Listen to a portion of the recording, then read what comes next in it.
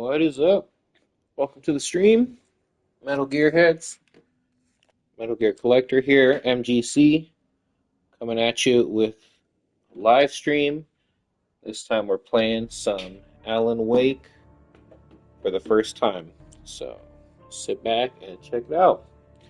Going in completely blind and don't know what is going to happen. So we will see.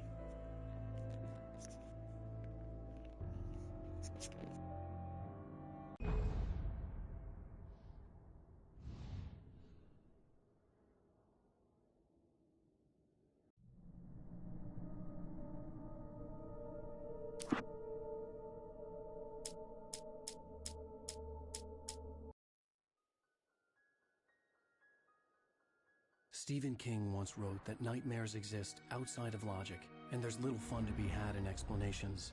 They're antithetical to the poetry of fear.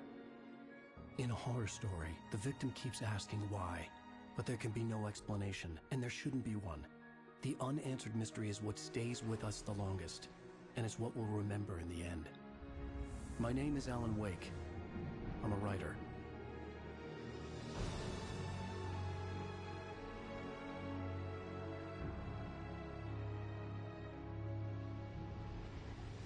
I've always had a vivid imagination, but this dream unsettled me.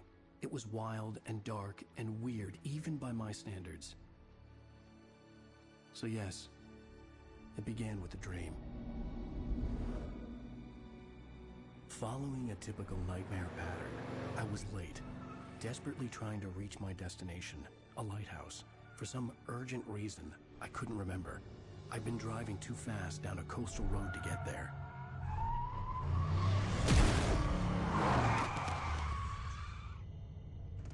I'd seen the hitchhiker too late.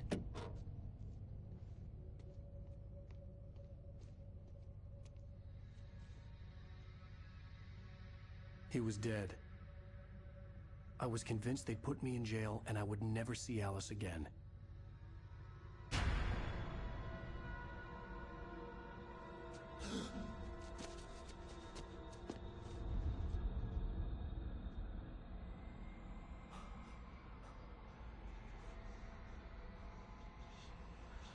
Suddenly, his body was gone.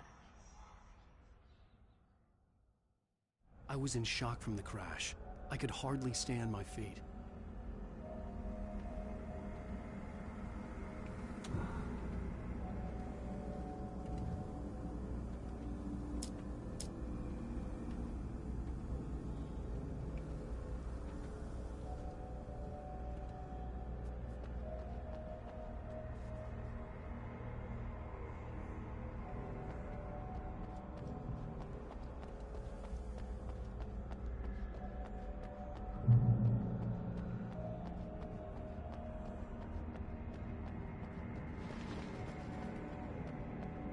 I had to go to the lighthouse. I knew there was something important waiting for me there.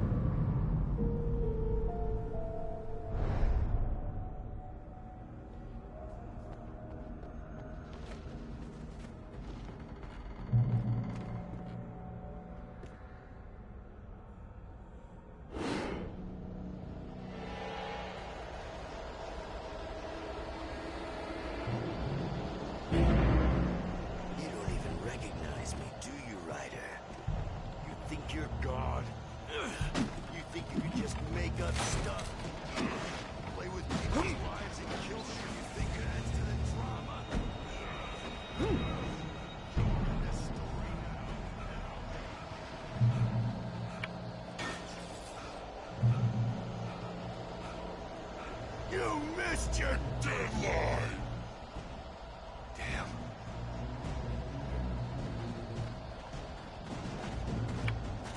You can't stop me!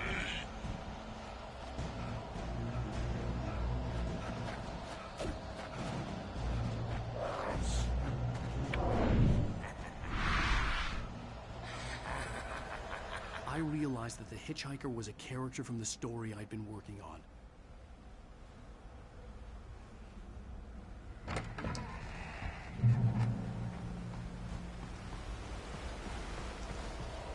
Does it feel to die by the hands of your own creation?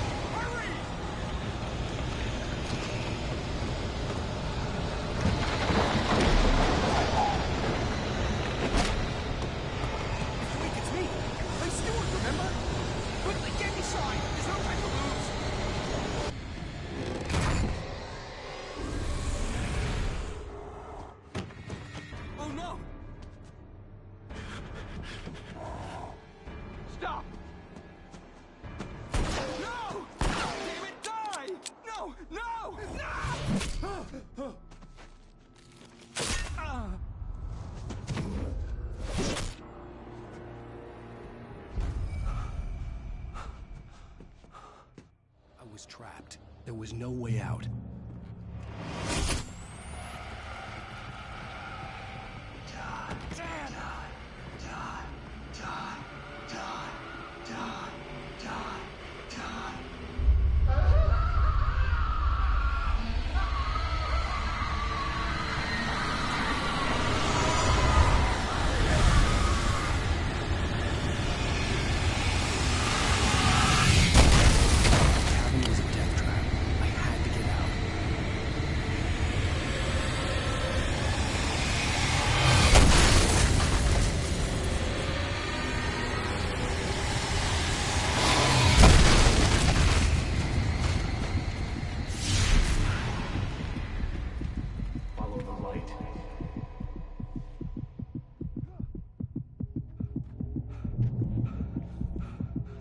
You are hurt. You should go into the light. You are only safe there.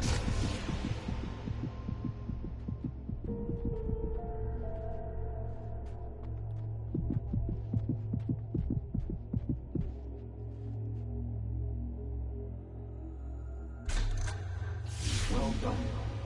I have something important to tell you. It goes like this.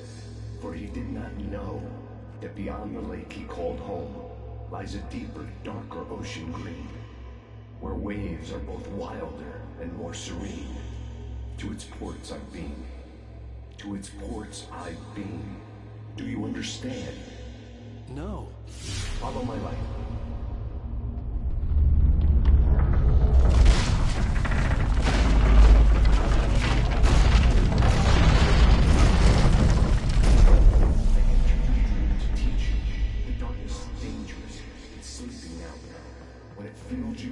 It will wake up.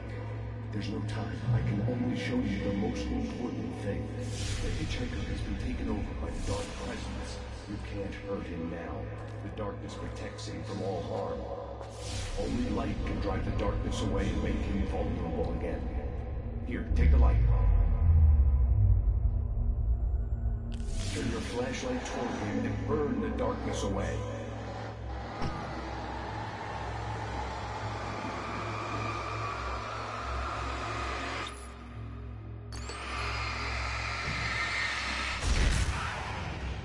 You did it.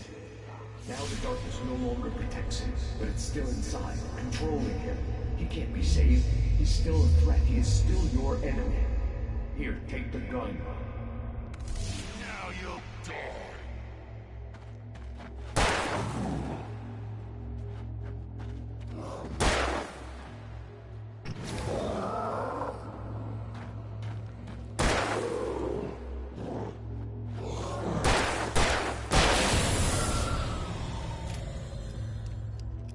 Good. You've done well. Remember what I've taught you. That is all. I will give you back your dream now. In the nightmare, a terrible darkness was taking over the world. The lighthouse was the last safe place on Earth.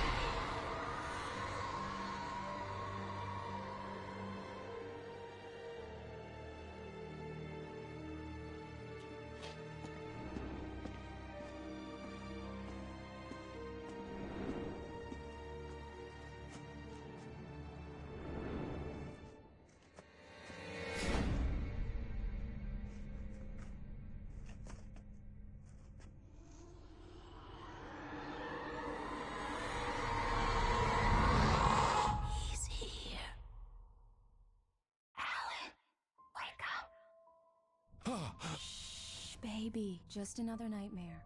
Everything's fine. You dozed off. Right. Anything more than dozed off would be news for everyone. Cheer up, handsome. We're here.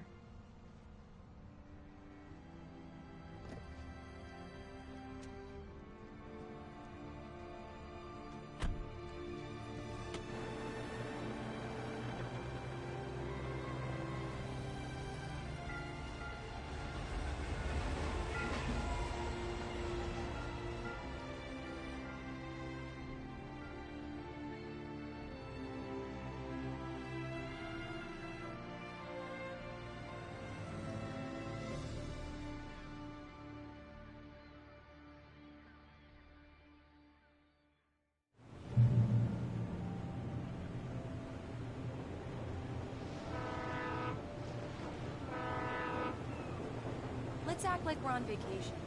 Go stand next to that old gentleman there. I want a shot of you with the town in the background. Sure. I'll even give you a title for the shot. A city boy, moments before he got eaten by a bear. Hi. Hello there. You picked a good time to visit our town. Deerfest is just 2 weeks away. Deerfest, huh? Did you hear that, honey? You have a lovely wife. If you don't mind me saying. I'm Pat Maine, by the way. Nice to meet you. Yeah, I'm Alan Wake. I won't pretend I don't recognize a famous writer such as yourself, Mr. Wake. A pleasure. I'm an avid reader myself.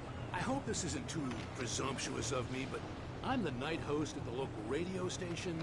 Any chance I can get an interview? Look, Mr. Maine, I'm on vacation. In fact, I'd appreciate it if we could keep my being here just between the two of us. I'm sure you understand. Fair enough. You can trust me to be discreet. Not a hard man to track down if you change your mind, though. I hope you two have a lovely holiday.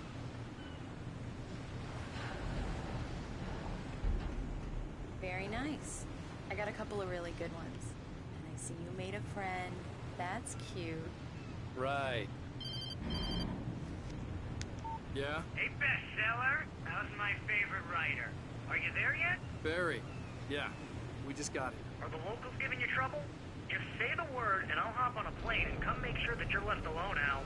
No, Barry, we're fine. Great, great. Just want to make sure you can relax and recharge. So, how is the place? Has it gotten your creative juices flowing? Barry, we're just settling in. Okay, Al.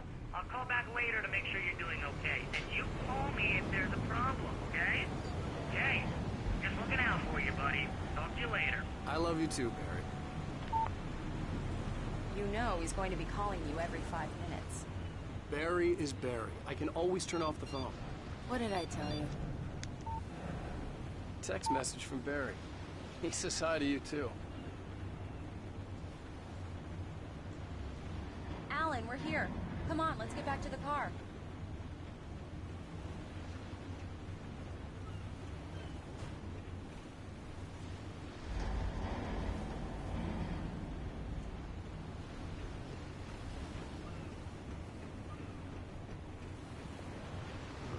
Damn yuppies.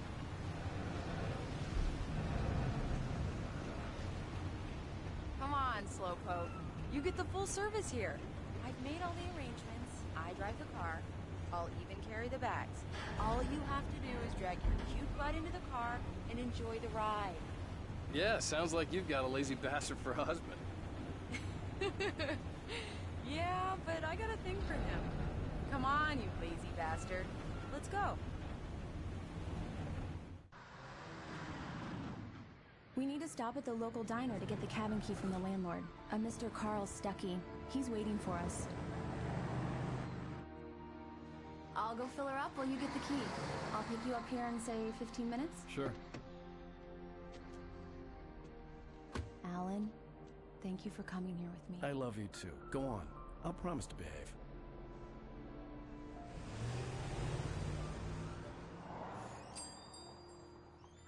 I'd forgotten there were still places like this. Towns where everybody knew everybody. Welcome to the Oh Dear Diner. Hi, I was wondering if you could help me. I'm looking for... Mr. Wake. Alan Wake. Oh, God! I am your biggest fan. I know people say that all the time, but I really am. I'm glad to hear that. Rose. Rose, I'm looking for Mr. Stuckey. Carl Stuckey? Carl? Oh, of course, Mr. Wake. He must have gone to visit the restroom. He'll be back in a moment. I can't believe it. I've got all of your books. I got the cutout from the bookstore when they took it out of the window. And you keep it here. Well, okay. Good for you.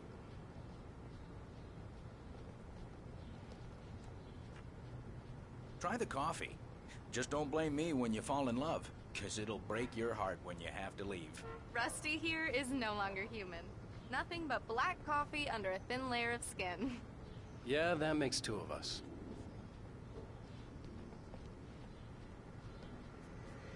Are you staying long, Mr. Wake? I can't believe it. I'm having a conversation with Alan Wake.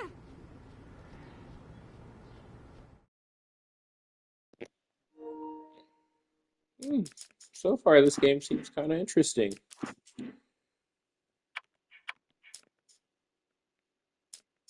Just checking my settings.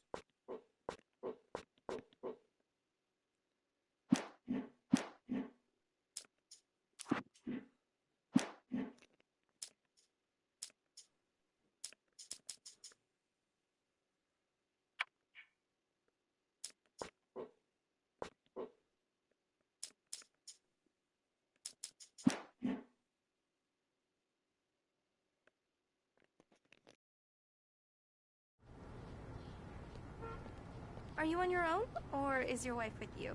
I can show you the town if you want. I get off work at 6. Thanks, Rose.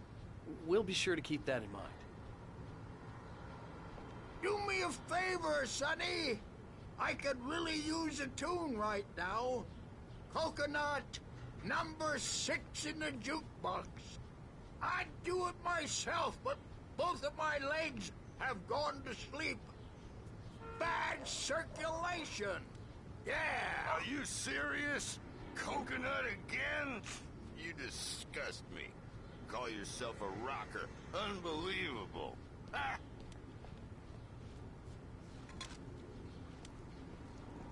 You put the lime in the coconut. Drink 'em both up. Just because we're brothers, don't think I won't murder you in your sleep.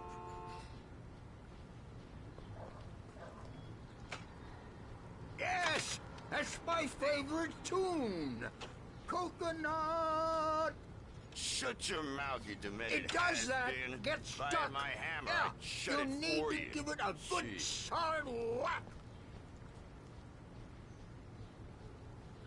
Tune number 6 in the jukebox. Children of the Elder God. Now there's a song for Now you. that's what I'm talking about. Yes. This is it. I've died and gone to hell.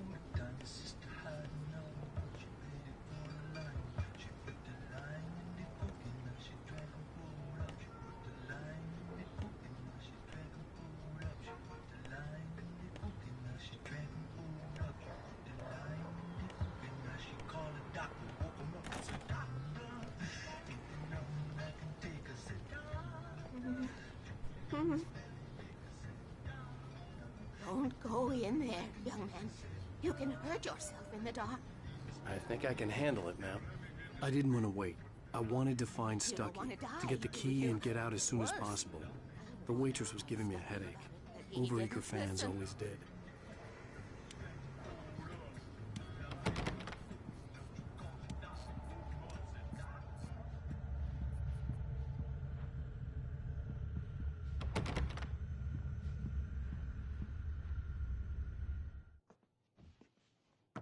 Hello?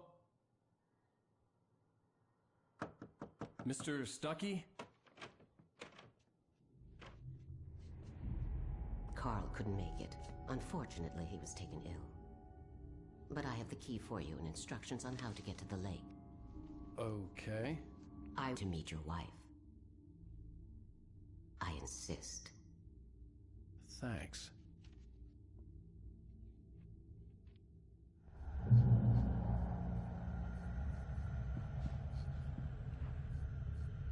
Cauldron Lake is a special place. Very inspiring. Creepy old lady. Just give me the damn key. I'm out of here. Do not come visit us. Thank You you. got lucky this time, young man. You can hurt yourself in the dark. This really ought to be fixed, and then I must remind Sarah to change the lights on the station. It's been too long already. What is wrong with this lady? Even that sounds better than your singing. Are you all right?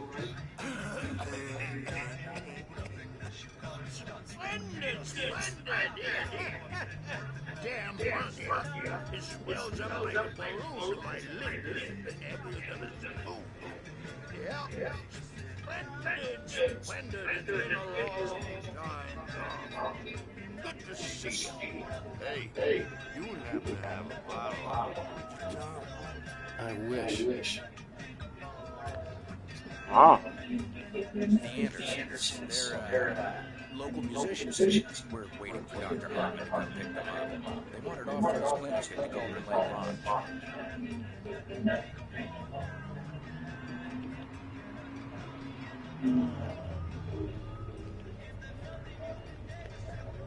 I'll be heading back to work as soon as Dr. Hartman gets here, Rose. Oh, but I'm not looking forward to the poison we have at the Park Cafe. Bye, Mr. Wake. Mission accomplished. The key and the directions. My hero. I got some flashlights, just in case. Hey, wait! Mrs. Wake! Your keys! What? That diner. Who is that lady?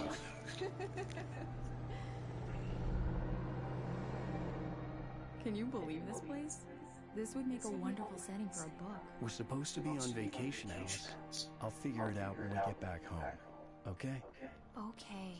We can talk about this later.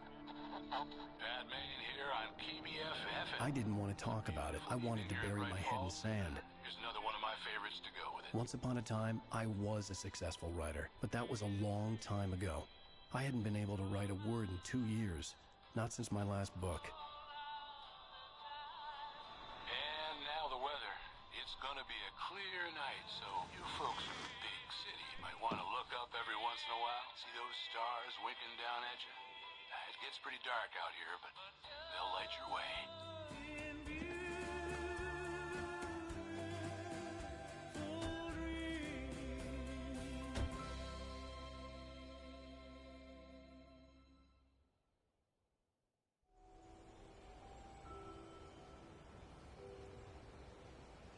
Wow. It's gorgeous, Alan. It's something, all right. Don't worry, honey. I'll get you inside safe and sound before it gets dark. And I've got the flashlight. I know. I'm okay. Alice had a phobia. The fear of darkness. I wanted to make sure we were inside with the lights on before sunset.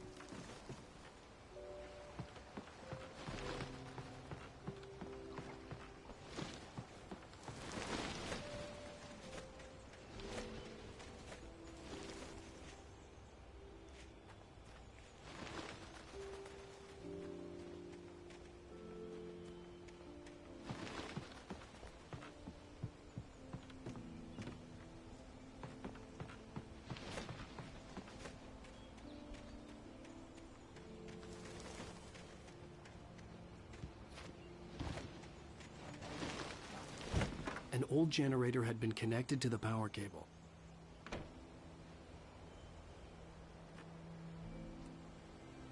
I'm not gonna start that yet.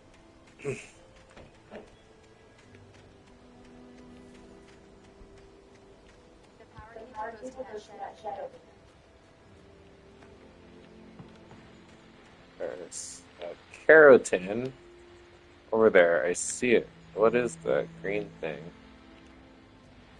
Okay, it says get the power on. Let's just do it. The island had once been the site for a love story. Maybe it would be that again.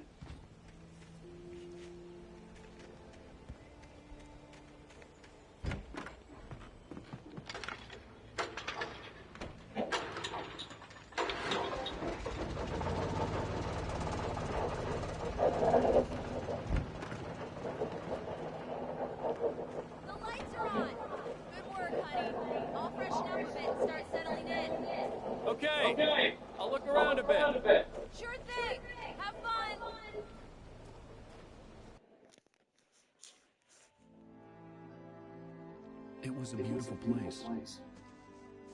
I told myself I could rest here, sleep here, and forget about my work. I thought we could be happy here.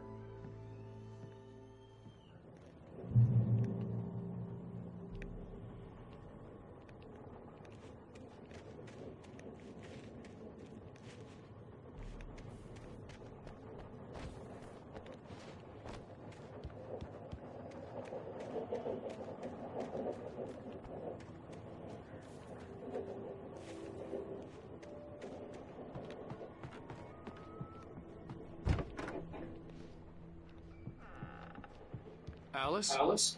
Honey? A shoebox filled with books by Thomas Zane sat on the shelf. I'd never heard of it before.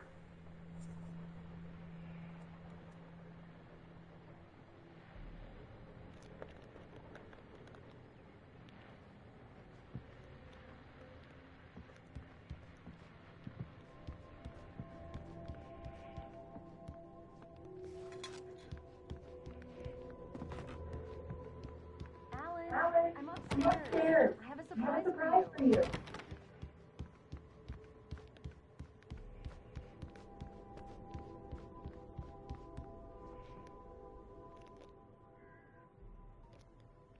Ooh, what is this surprise she's talking about? Surprise! Okay, there we go. What is this? I guess I have a small confession to make. I thought maybe you could write here. Oh, Everyone, Hey, just hear me out. There's a local doctor, Dr. Hartman. I read a book of his. He has a private clinic here. He specializes in helping artists. Hartman from Death Stranding? No, it's not like that. That's not... Alan? Oh, here we go. Alan? Don't! I don't want to hear it! God damn it, Alice! God damn it, Alice. I knew she wouldn't follow me in the dark. I needed some That's time alone. that's messed up. Whoa, calm it down, buddy. About to have a heart attack over here.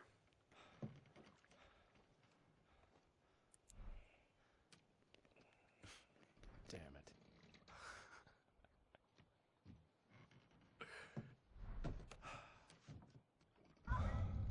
Alice? Alice? Alice! The cabin had gone dark. All the lights were out. Alan, where are you? Help! It's all right, I'm coming! What the hell?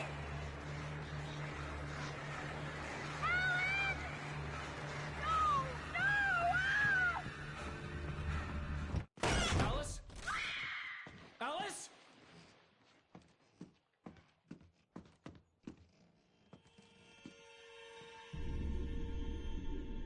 Oh no!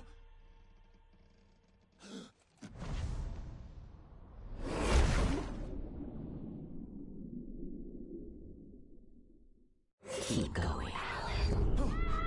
Wake up. Alice?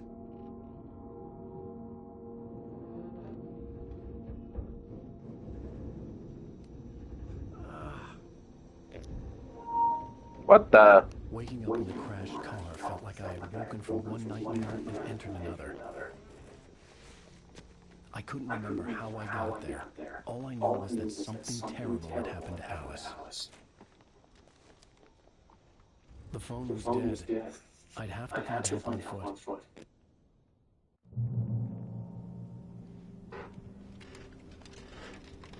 Among Alice's things was a book, The Creator's Dilemma, by a Dr. Emil Hartman.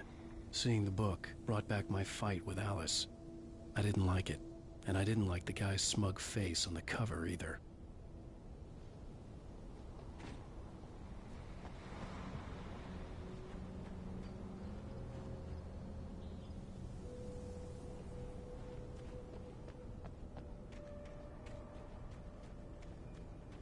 The gas station was my best bet.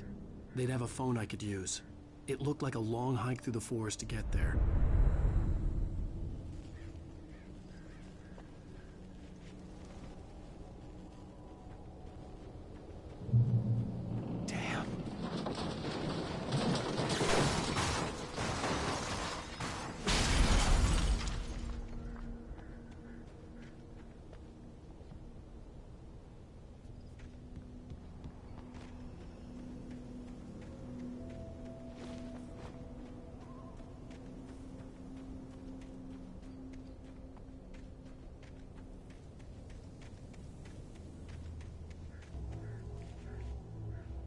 Hello?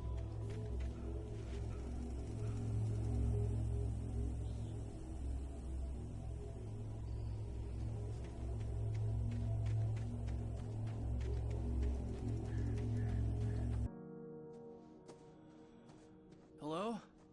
Someone there?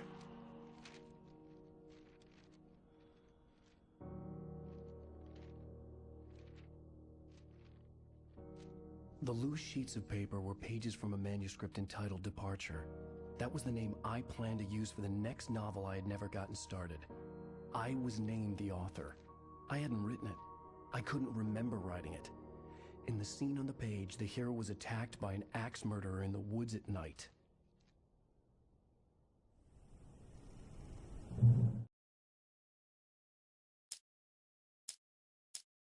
Departure by Alan Wake.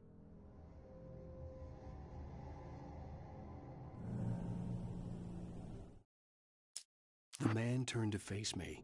His face was covered in shadows. It was hard to make him out in the darkness of the forest that surrounded us, but the axe he lifted was plain to see.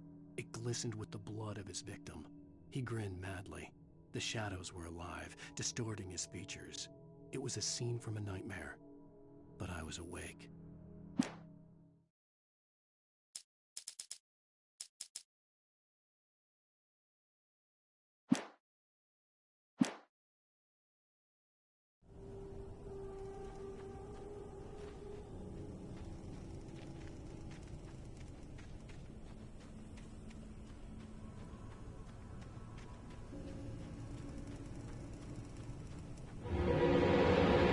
Anybody there?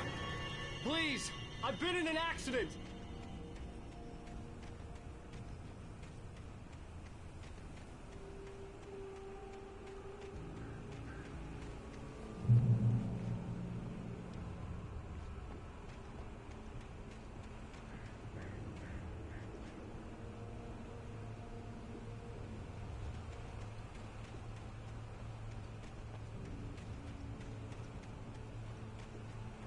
The lights up ahead were a good sign.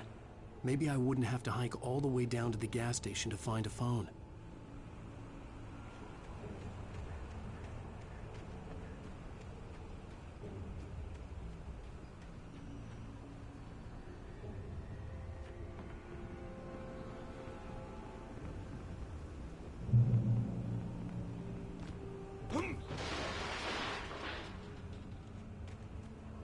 Anybody there? Please, I've been in an accident.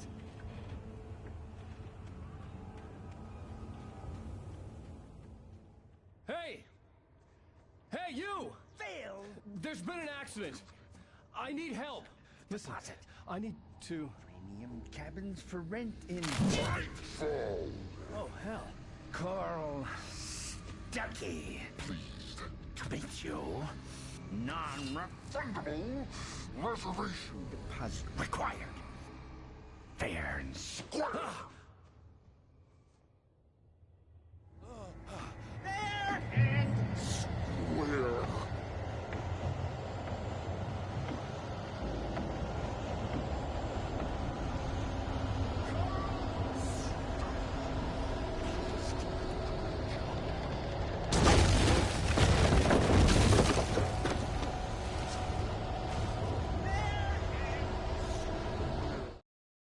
The Taken stood before me. It was impossible to focus on it, as if it stood in a blind spot caused by a brain tumor and eye disease. It was bleeding shadows like ink underwater, like a cloud of blood from a shark bite. I was terrified. I squeezed the flashlight like my life depended on it, willing it to stop coming any closer. Suddenly something gave, and the light seemed to shine brighter.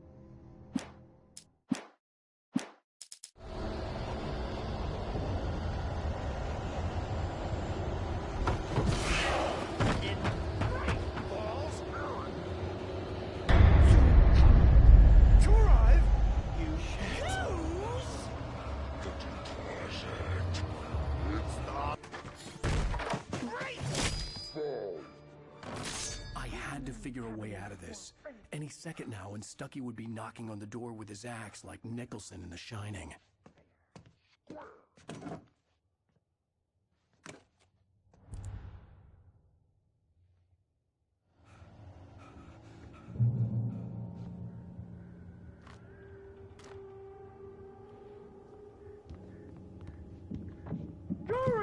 You're trying. It's the latest thing.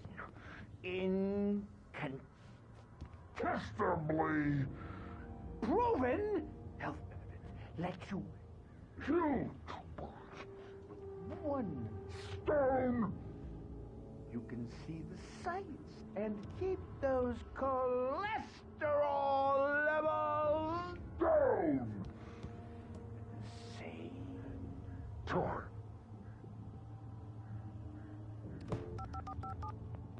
Yes. Bright Falls Sheriff's Station. How may I... Hello? Hello?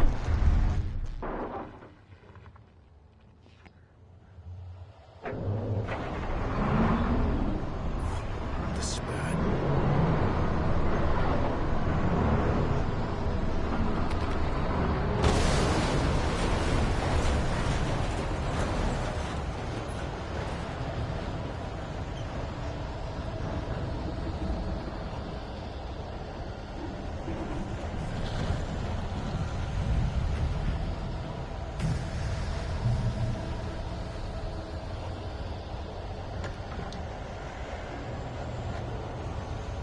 There were more of them.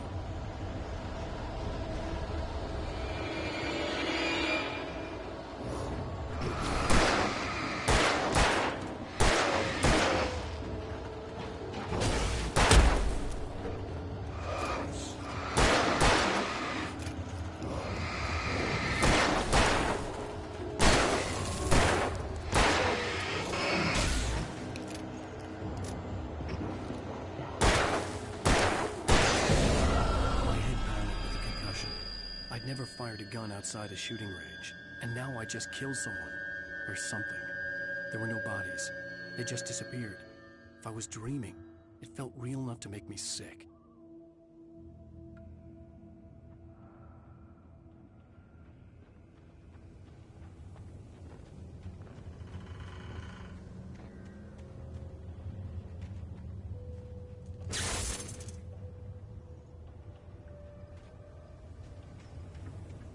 The dark forest was the last place I wanted to go, but I had no choice. I had to get to the gas station.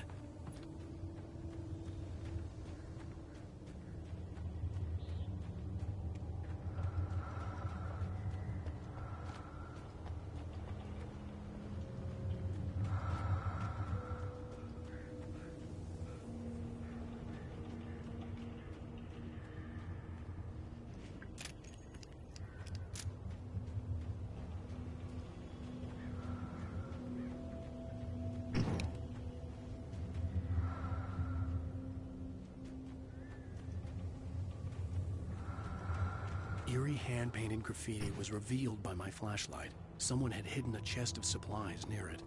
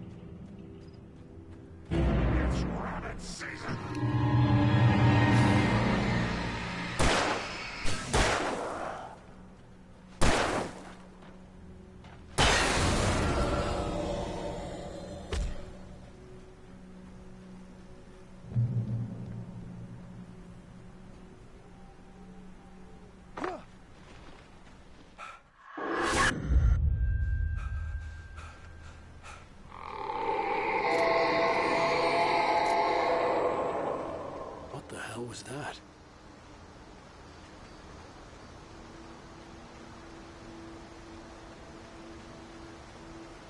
When I saw the river below, something uncoiled itself inside my head. I realized that I'd have to find a way across. I didn't even want to look at the water.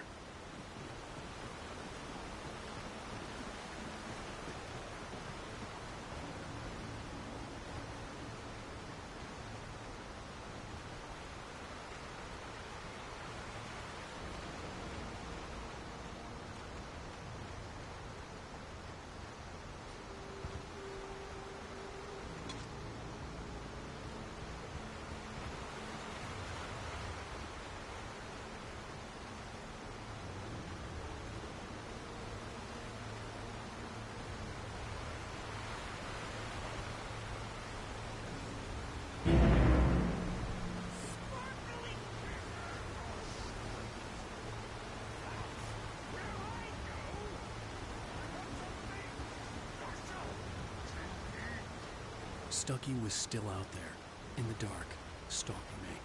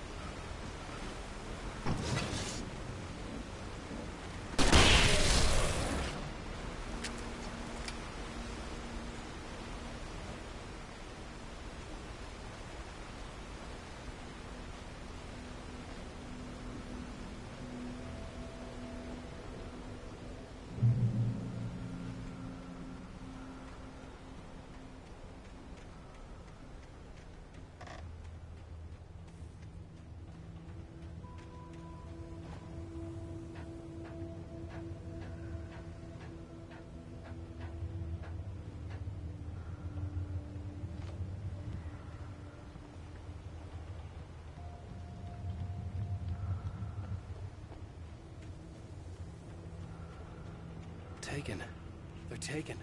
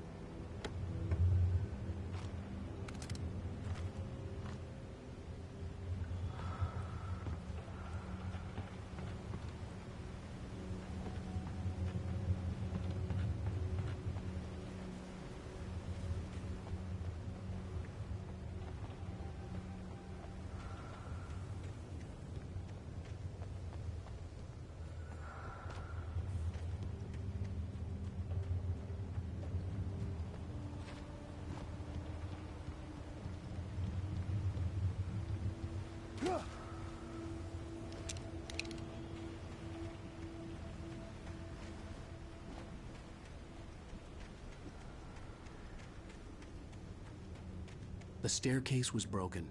I had to make my way up some other way.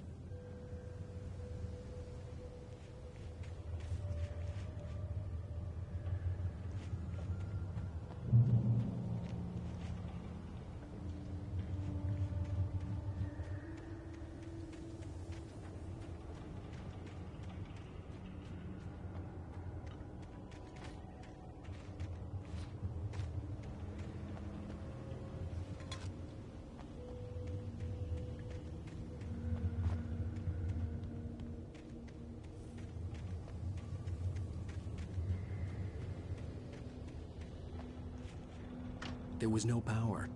There was bound to be a generator somewhere at the logging site.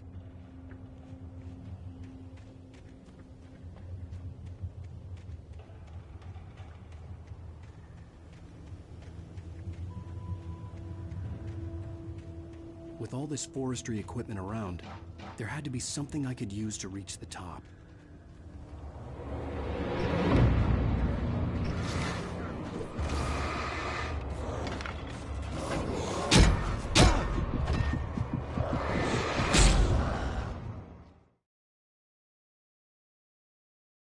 Well down.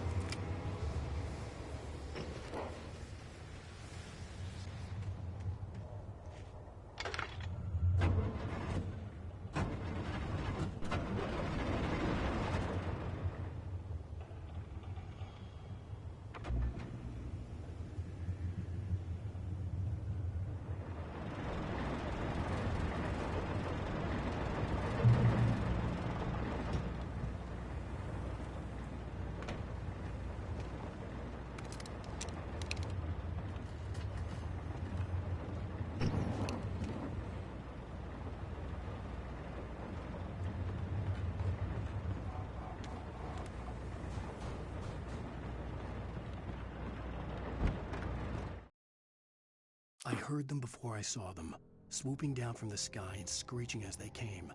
I spun around just as the cloud was upon me. For an instant, I stared into 100 dead eyes, black pearls glittering in the darkness. I raised the flashlight and the swarm exploded like fireworks. Feathers burned, turned into ash. I couldn't hear my scream above theirs.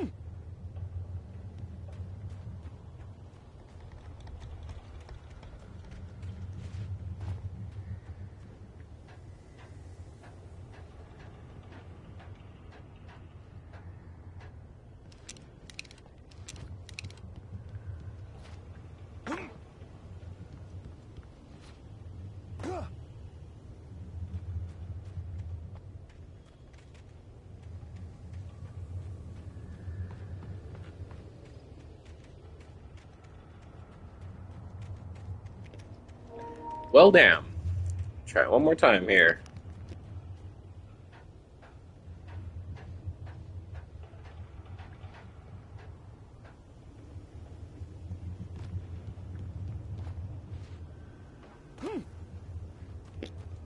Oh shit, okay. I need to focus to do this jump.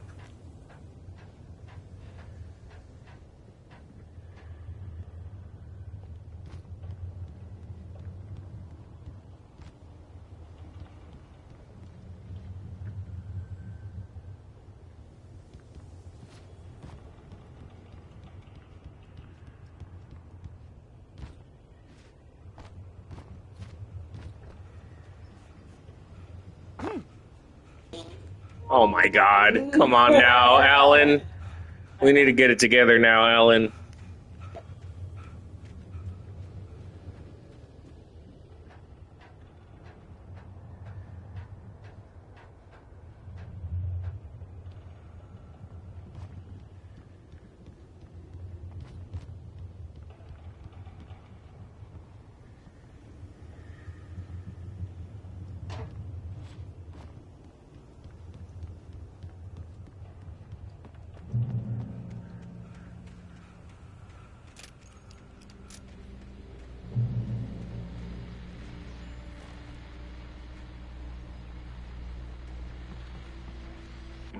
Well, I was just outside for a breath of fresh air, and what a night.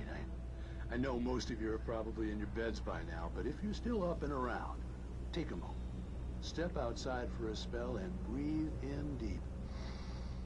The weather is absolutely still. The sky is crystal clear. It's like the forest is quietly breathing along with you. As you listeners know, I'm a night owl, and it's on nights like this I wish I wasn't cooped up in the studio. Makes an old man like me wish I could just roam wild. But here I am, and who'd keep you company all night long if I weren't? It looks like I'm not the only one staying up late. Caller, you're on the air. Hey, Pat, it's Maurice Horton. Hello, Maurice. What are you up to? Well, I was just taking Toby on his walkie. Oh, isn't it beautiful out there? Sure, but Pat, the reason I called is that Toby heard something rustling in the undergrowth and took off after it, and I couldn't find it. Probably a rabbit. Sure. Toby loves rabbits. Well, sure. Anyway, I figured that, if anyone runs into Toby, they could grab him. My number's on his collar. And Toby's a friendly dog? Oh, Toby loves people. Usually he comes back, but we were pretty far from home, and it sounds like he went pretty wild there. Great dog, but just too dumb for his own good. Well, Maurice, it's out there now. Hope Toby comes home soon. Yeah, thanks, Pat. You have a good night now.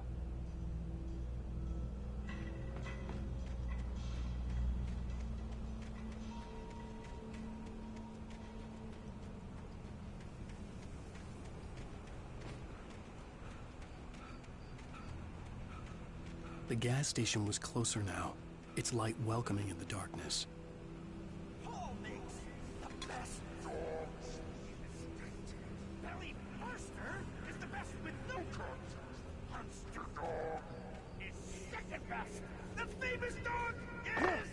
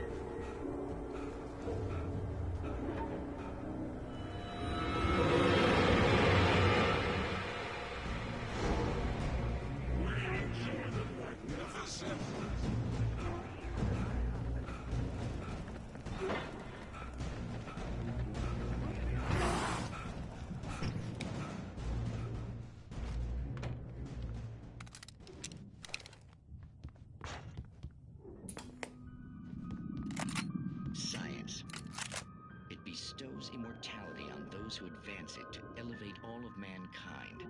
Newton, Einstein, Sagan, princes among men. But the price for such a legacy is steep indeed.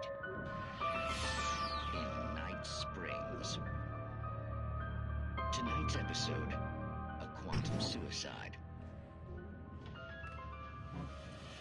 If our lives are already written, it would take a courageous man to change the script. Having called a press conference, Dr. Barclay Colvin is about to demonstrate that very courage. Ladies and gentlemen of the press, I am Dr. Barclay Colvin, and I'm glad so many of you could join me here at the Moorcock Institute. Tonight, I'm going to give a practical demonstration of the many worlds interpretation. As you can see, this is a loaded 9mm pistol. It shall be part of a thought experiment.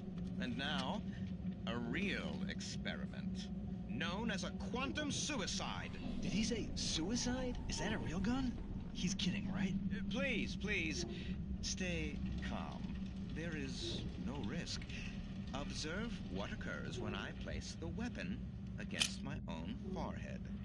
Now, you might think this round is merely a dud. Not so. Observe the flower pot. And yet, I myself cannot be harmed with this gun.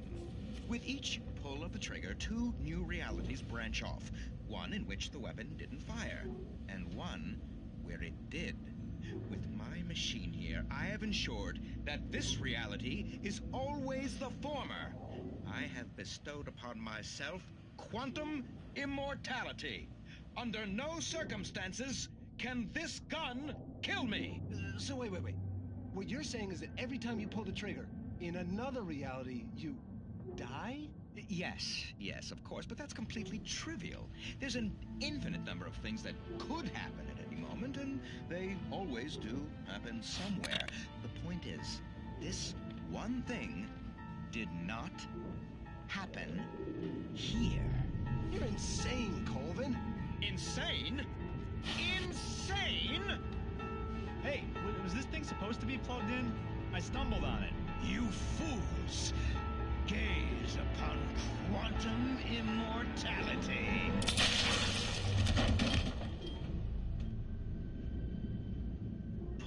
Poor Dr. Colvin, felled by his own hubris or the ignorance of the masses. Perhaps he should have left the crate unopened, the decaying atom unobserved. Curiosity often kills the cat. In Night Springs.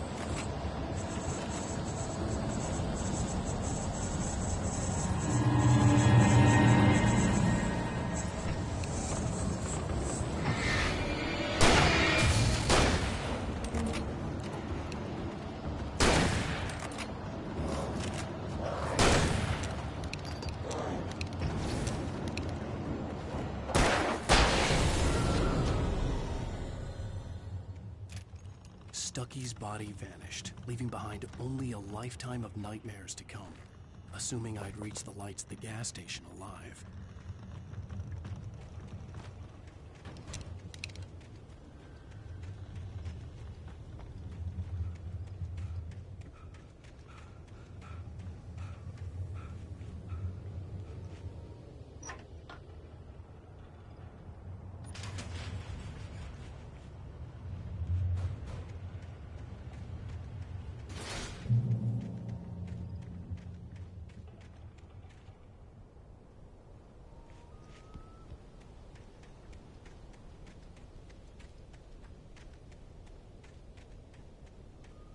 I recognized the parade float I had seen in Bright Falls when I first arrived with Alice.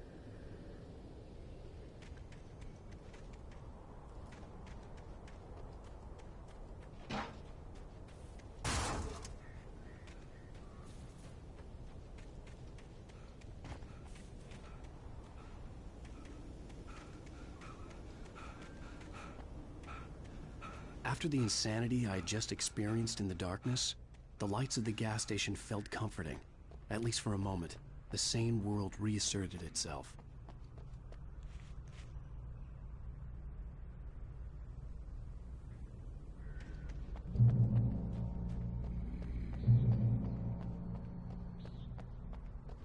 The Deer Fest had been 2 weeks away when we arrived.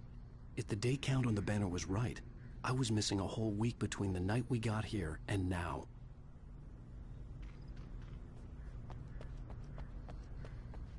The garage was a mess. It looked like someone had trashed the place, or that there'd been some kind of fight. All right. I'll keep writing. Outside, there's only darkness.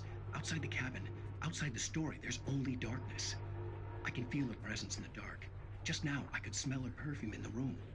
I'll reach her. I'll fix it up. I'll bring her back. The story will come true. If I stop, she's lost. I don't believe this. It'd been me on the TV, talking crazy. Was I losing my mind?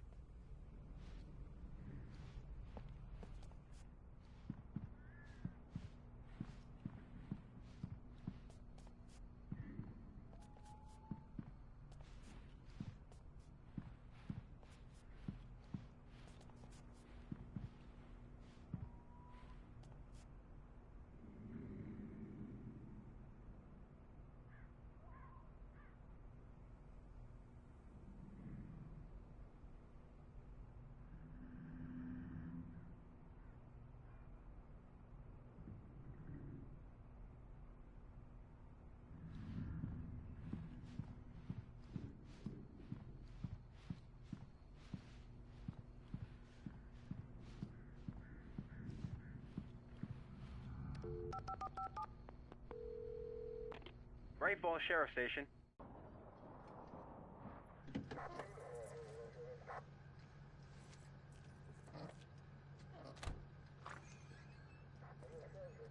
Oh, thank God, Sheriff. Sheriff Sarah Breaker, you are... I'm Alan Wake, but listen, I was in a car crash. My wife, Alice, she's missing. Calm down, Mr. Wake. We were staying in a cabin on the island, on Cauldron Lake. There's no island on Cauldron Lake, not since the big eruption in the 70s. Please, I can take you there, okay? You look like you've taken a pretty bad knock to the head. Are you okay? Listen. We'll figure this out. Please get in the car. We'll swing by the lake and then we'll go to the station, okay? Mr. Wake, have you seen Stucky, the guy who owns this place? I realized I couldn't tell her what had happened in the forest. She wouldn't have believed me. And then she wouldn't have helped me with Alice.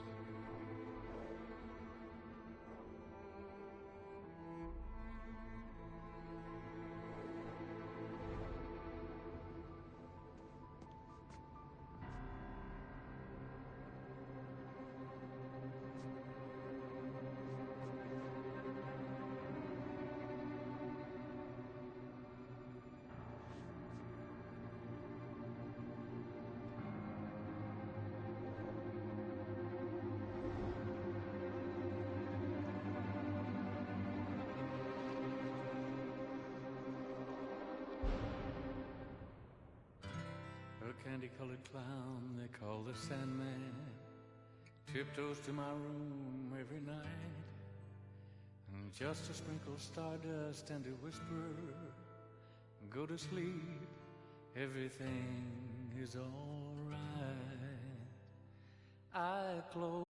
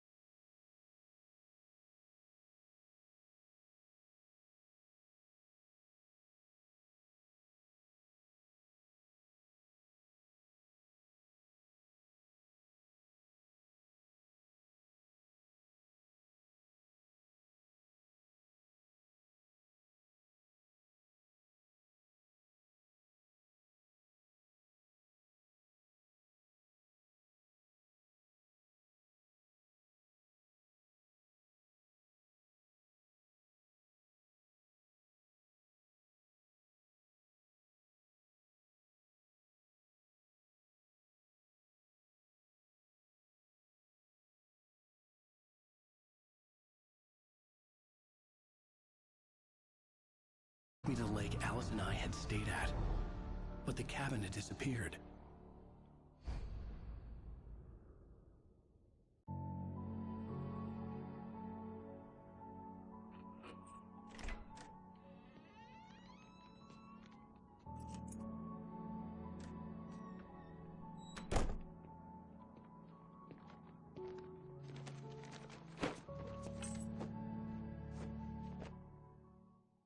Honey, I'm home.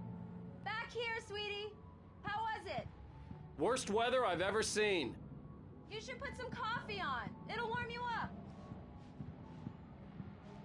Hey, handsome. This is gonna be a long night, but these shots are turning out great. I guess you're gonna need that coffee then. I'll go put it on.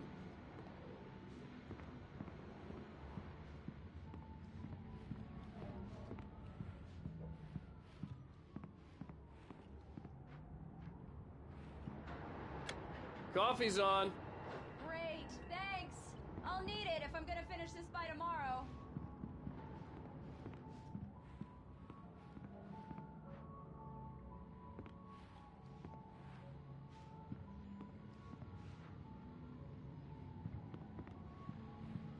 Oh, hey, I just finished those cover mock-ups. They're on your desk. Tell me what you think. No kidding. I didn't think you'd get them done this quickly. On occasion, I can perform all sorts of miracles, my dear. Oh, really? Well, you seemed to think so last night.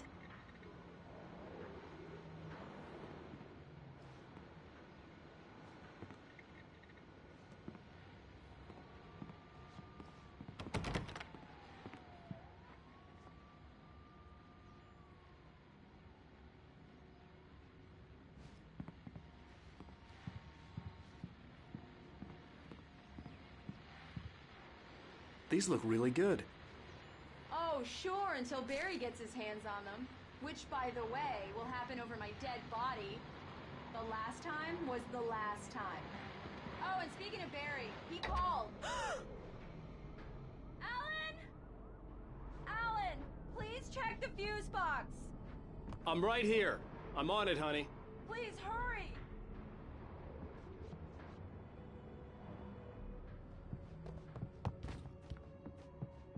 I'm right here, baby. I'm fine, I'm fine. Just get the lights back on. Now, please.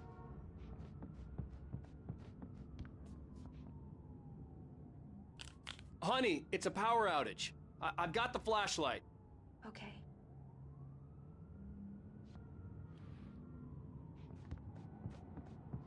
Hi. You okay? I'm sorry. It just really spooked me. Don't worry. We'll just break out the candles. I know it's stupid, but it's just... Especially when I'm not prepared for it, you know? It gets to me. I love you. Tell me a story, writer. Okay. I used to have these nightmares when I was a kid. The dark really spooked me, too. When it got really bad, my mom gave me this old light switch. She called it the clicker. The clicker, huh? Yeah. If I ever got scared of the dark, I could just flip the switch and a magic light would scare the monsters away. Oh, sure. Here it is. Alan. Maybe it'll help you, too. Yeah, nice story, writer boy. You made that up right now, didn't you? No. Seriously. I love you, even if you are a liar. Thanks for this.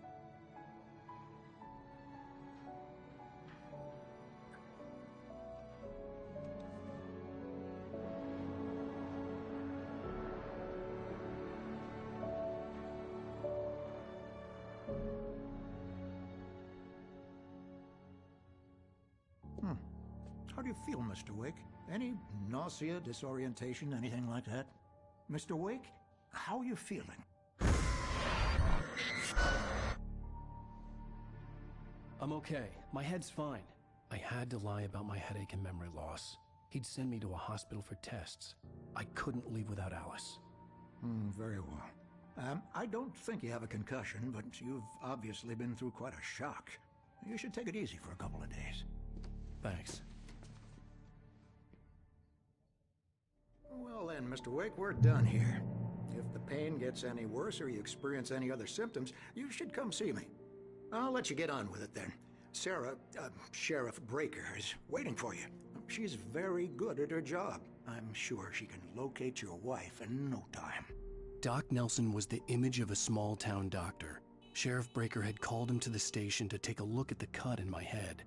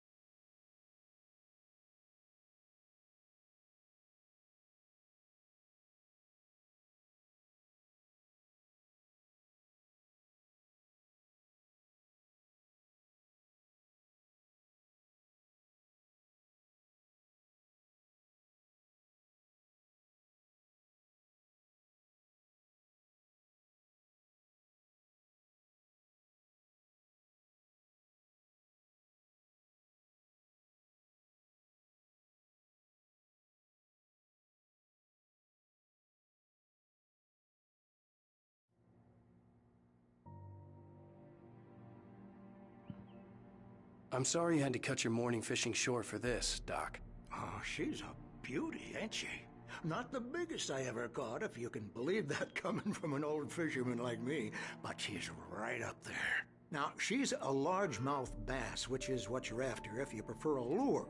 Now, if you want either trout or salmon, on the other hand, then it's fly fishing for you. You a fishing man, Mr. Wake? Oh, doesn't really matter, I suppose. But it can be very relaxing out there. You can't get me off the water this time of year. Closest thing to heaven. I'll take your word for it, Doc.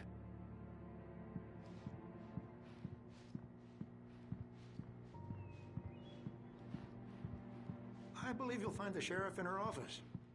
Just go down the corridor.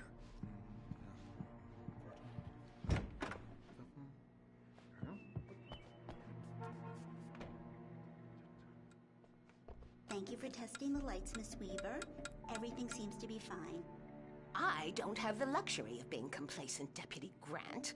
The bulbs will need changing soon. You can't change them in the dark. I'll be sure to take care of it, Miss Weaver. Have a nice day now. Very good. I'll come back later on to remind you, just in case.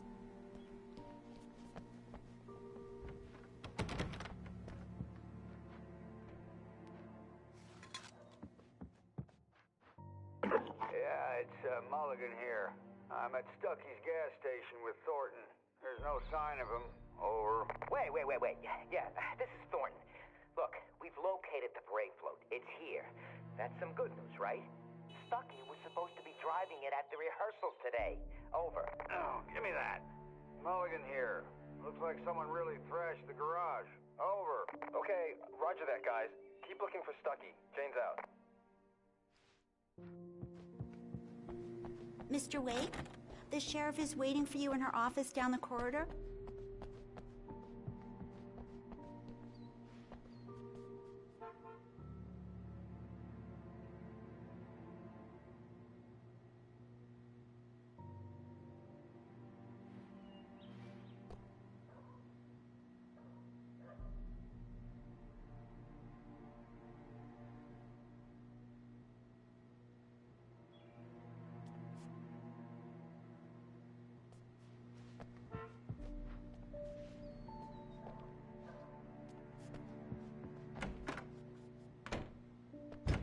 Come in, Mr. Wake. Your phone's on the desk. The battery was dead. It's charged now.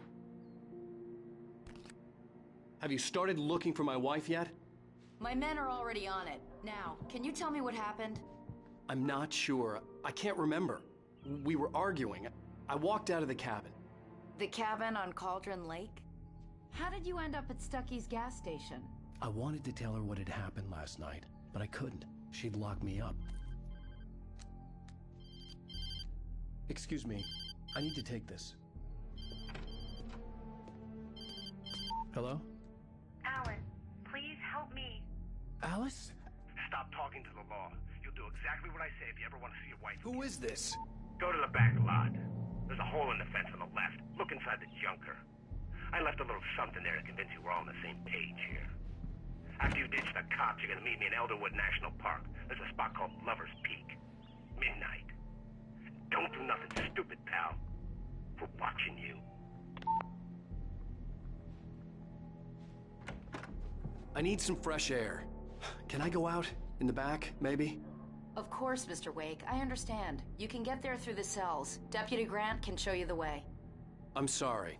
All of this, it's just a lot to take in.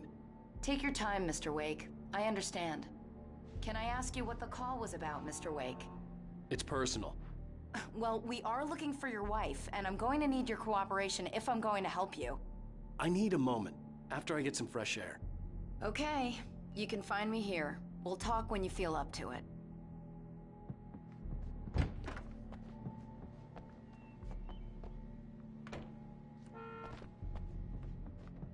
Mr. Wake, can I help you with anything?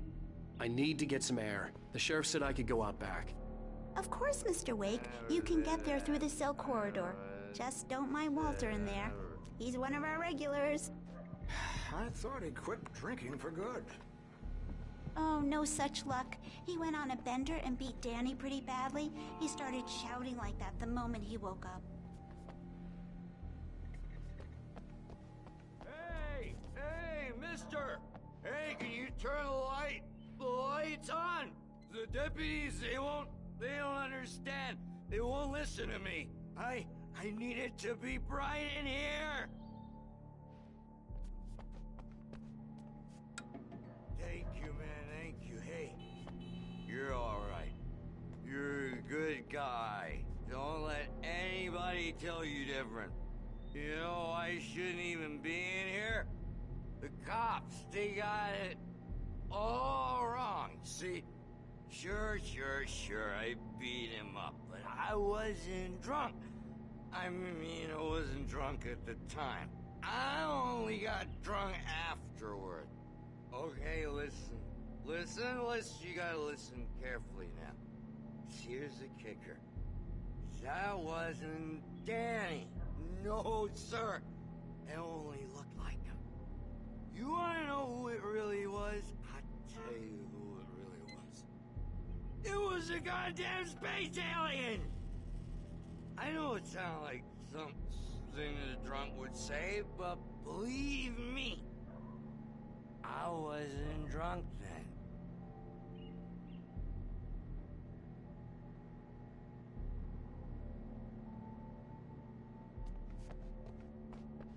I told him, oh yeah, well, I don't hear you. Where on your feet? The early morning light hurt my eyes and made my head ache. The man on the phone had said, go through the fence on the left. Well, folks, it's been another long night, and it's about time for me to sign off for a while. God knows I need my beauty sleep. Just one more item before I go. It's been a busy night for the Sheriff's Department. We've had a few broken windows, even a report of shots fired on Main Street.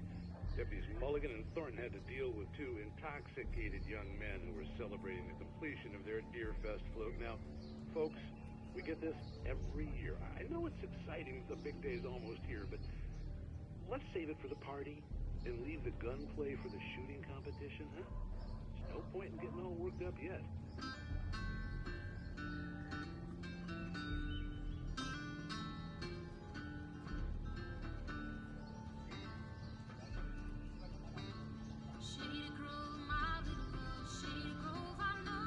The caller had told me to find a hole in the fence behind the police station. There was something for me in an abandoned car.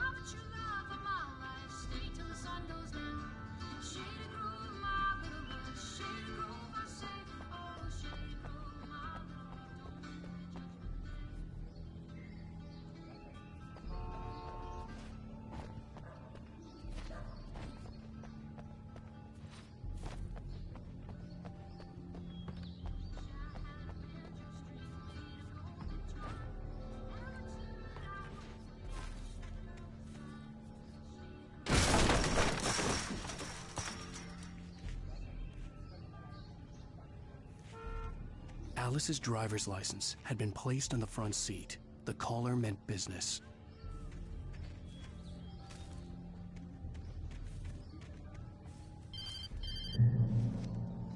Barry? Ow! Thank God! Where the hell have you been? I've been trying to reach you for a week, you and Alice. Oh, I've been worried sick. I flew out yesterday. I'm here in Bright Falls. Barry, listen to me. I'm at the sheriff's station. Come and get me. I can't talk now. Ow! What the hell is going on? I had to get the sheriff to let me go. I needed to get to Elderwood National Park to meet Alice's kidnappers.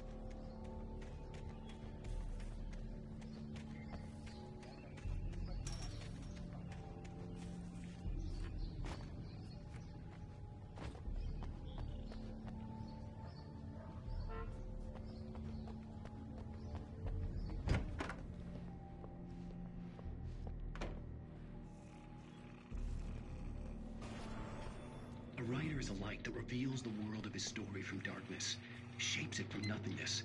The way a sculptor carves a statue from a block of granite. If I stop, the world I'm making dies. Darkness will reclaim it. It's a long, hard journey into the dark.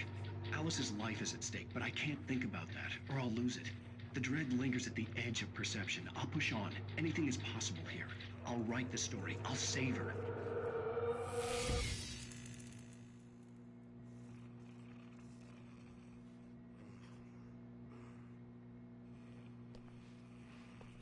Marvelous, Sarah. I just wanted to settle all the damage the Anderson brothers might have inadvertently caused on their recent and regrettable little outing. They are not accountable for their actions, of course. I can assure you that my staff has been reprimanded. Tor and Odin never caused any trouble to anyone when they were still living at their farm. Indeed. All we can do is to slow down the progress of their dementia. Are you feeling any better, Mr. Wake? I'd like to leave. Am I free to go? Well, we still need to talk about... Am I under arrest? No, of course not.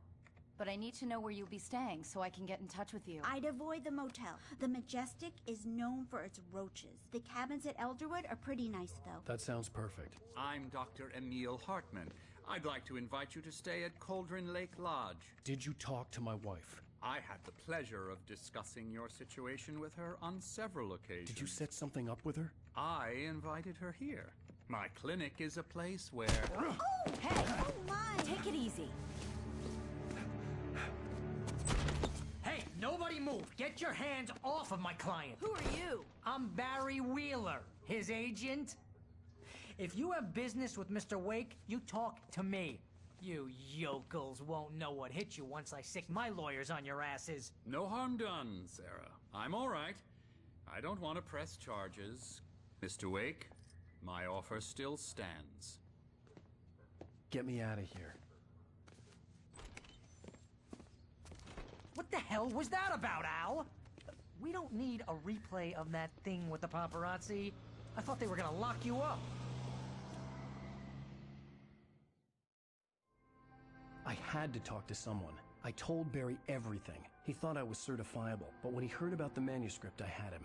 The fact that I'd written something, even if I couldn't remember it, was enough for him. He smelled money. And he believed that Alice had been kidnapped. Anything beyond that was another story. I had a midnight appointment with the kidnapper in a place called Lover's Peak, somewhere in Elderwood National Park. The plan was to rent a cabin. I don't like it, Al. I don't like any of it. It's not good. In fact, it's the absolute opposite of good. Mr. Wake! Barry, you found him! Hi, Rose. Oh, wow. I was just thinking about you, too. Great. I was just bringing Rusty some coffee. He's on the balcony, looking after Max. Poor thing. I really need to go. Great to see you again, Mr. Wake. Later! Who's Max?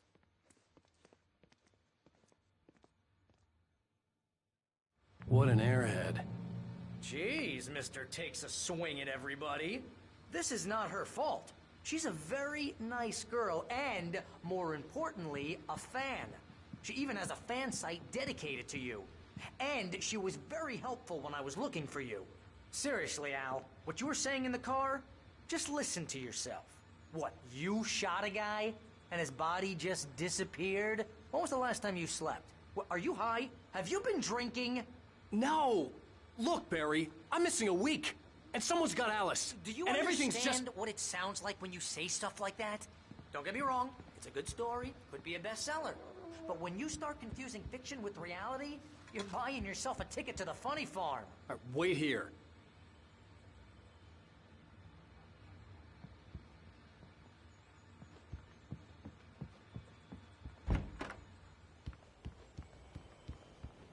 Easy there, boy. I'm almost done. Hey, Rusty, right? You rent cabins. Oh, Mr. Wake. I'd shake your hand, but mine are kind of full here. Actually, I'm sorry about this. Would you mind grabbing the registration form from the desk? It's just across from Bucktooth Charlie. Okay, sure. What happened? Crazy poachers.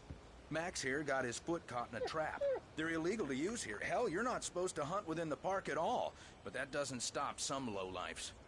Well, at least Max is gonna be okay. He got lucky. Max is still groggy from the shot I gave him, and I'd rather not leave him alone just yet. The form's on the desk across from the mammoth skeleton.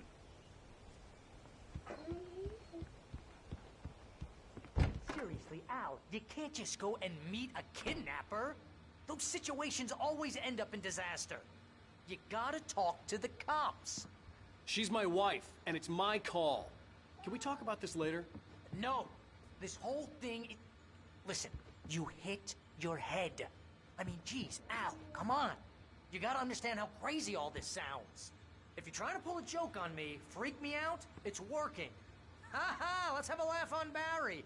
Well, you had me going there real funny, Al. You can quit it now.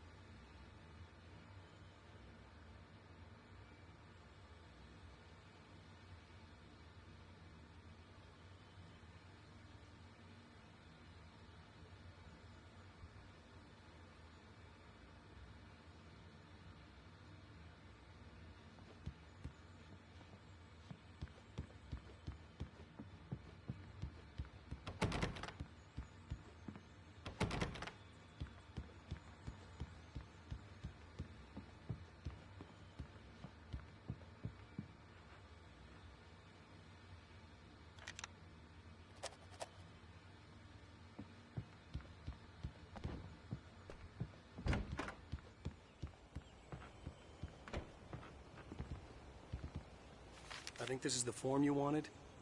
And here are the keys. Okay, you're all set, Mr. Wake. Glad to have you staying here. Thanks. Can you tell me how to get to Lover's Peak? Oh, sure. It's at the end of the nature trail. Just follow the paths, you'll get to it eventually. It's an easy walk. Nice spot, too. If you have any trouble finding it, just keep your eyes on the radio mast. It's right below that. Look, Al, you're asking me to believe that you shot a dude who went poof into thin air, a guy who was bulletproof until you pointed a flashlight at him. You hear that from people who end up spending time in padded rooms, strapped to their beds, wearing white shirts with too long tangled up sleeves, and eating a healthy diet of pills. Al, you make cruel jokes about people who believe that kind of stuff. You're the skeptic. You gave me an hour-long lecture on homeopathy last month. What was it? If there's no proof, it's pure bullshit. Period. Guess the laugh's on me then. Al, come on! I mean, okay. Okay, maybe something weird happened to you, okay? Well, thanks for the heartfelt vote of confidence. All I'm saying is you gotta throw me a bone here, bestseller. What would you think if it was me? There's no way you should be going out at midnight with a gun. No one asked you to come here, Barry. Either work with me on this or go straight back to New York. Your choice.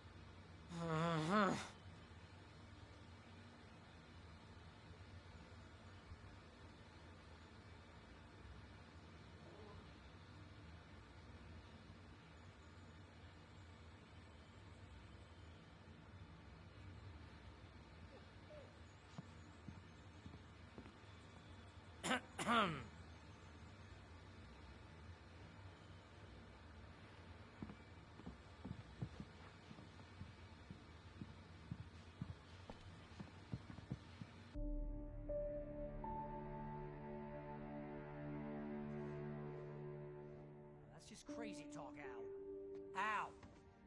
Al? We should go to the sheriff or call the FBI. Damn it, Barry, they'll kill her! This is not a goddamn debate, Barry. I'm going to Lover's Peak. He said to come alone. Okay then. I understand. You're my best friend, and I'm worried that you're not right in the head. Tell me what to do to help, and I'll do it. You stay here, and if I'm not back by morning, call the cavalry. Achoo! Achoo! Just be careful with the natives, Al. These yokels are dangerous. Everybody hates a tourist, or it'll be Deliverance all over again. Achoo! Bless you. Oh, this place is trying to kill me. I'll bet there's mold in here, spores, poison ivy, God knows what.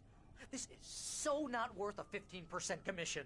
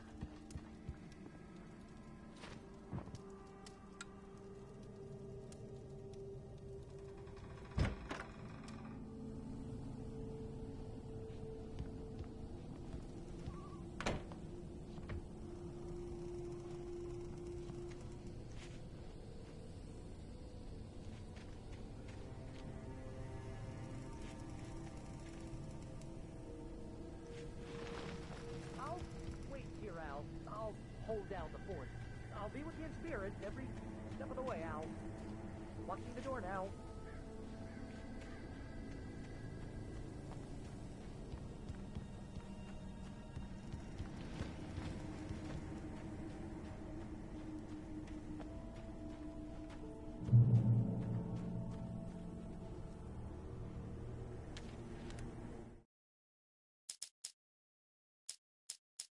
The kidnapper fired his gun one last time, and the shadow vanished into the darkness it had come from. See? Nothing to it, Wake. The thought of Alice in his hands was revolting. We stood on the wooden platform of Lover's Peak, the waterfall on the mountain behind us, the lights of the radio mast blinking red in the heights above. I fought with the urge to take a swing, force myself to speak. Let's cut the act now. Where's my wife?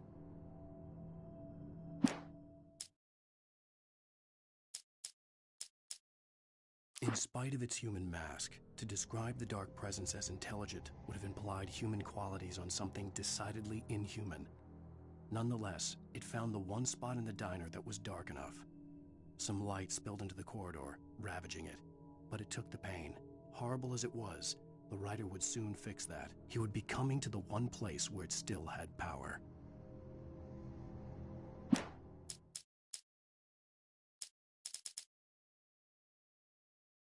It's true what they say about the fall and the sudden stop at the end.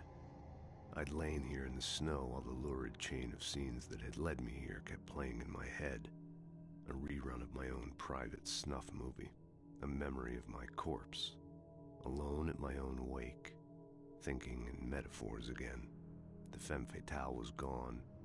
Only a sour taste remained of the kiss that killed me. This was a late goodbye. 13 years after I'd gotten my revenge, it had finally caught up with me. It had been a long time to bear the pain.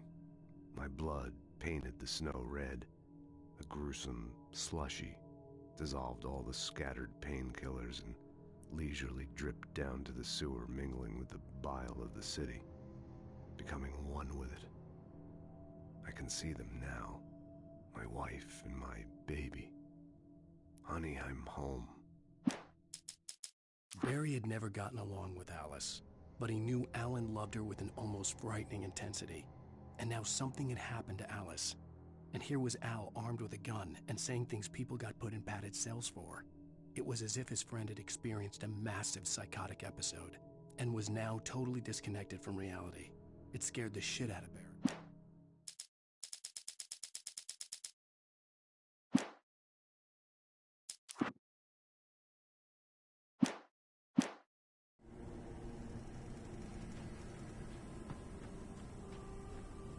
Barry had the keys to the car he rented. It wasn't a long walk to the visitor center, and it wouldn't be any use to me in the forest.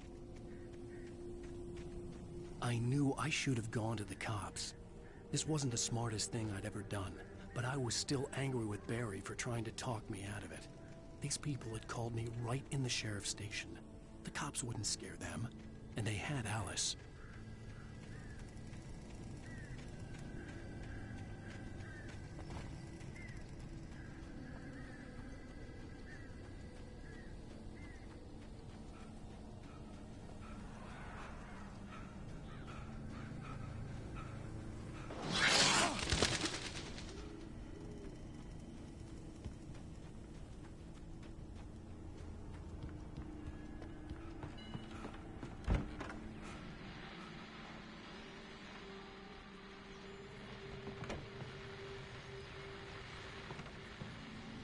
Welcome back to the show, folks. As promised, our very own Dr. Nelson has just parked his rear end in the studio. Doc, what's your Deerfest plan like?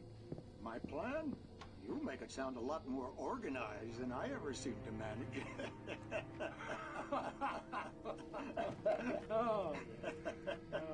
No plan, really. Just taking the atmosphere. I'm getting a little too rickety to do much more than that, you know. Oh, tell me about it. No sack race for us older gentlemen, huh? Yes, exactly, Pat. But I'm going to check out the parade, of course. And I'll be one of the pie contest judges, too. Well, that takes a different kind of constitution. Oh, yeah. It's my kind of exercise. Now, Doc, seriously, you're in pretty good shape, though. You're the outdoors type. I know for a fact you're an avid fisherman. That's right. Matter of fact, just caught a heck of a largemouth bass early this morning. But you're not taking part in the fishing contest? No, not this year. See, Pat, I'm just not that competitive anymore. Now I just like to take my time and enjoy the peace of it. It's no fun if I need to worry about what I'm catching, you know? Well, considering your track record, the participants are probably pretty happy you feel that way. Well, Pat, that's kind of you to say.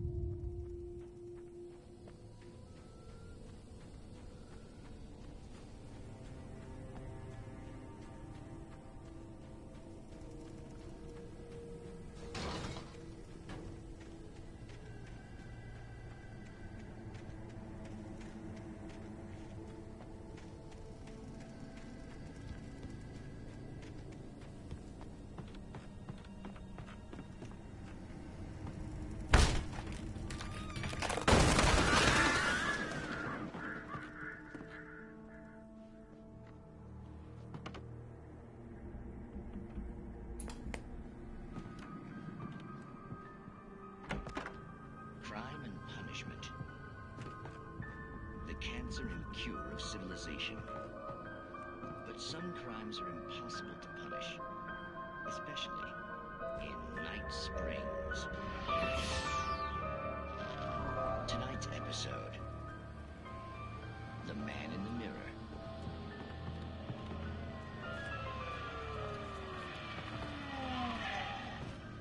He's inside, Agent.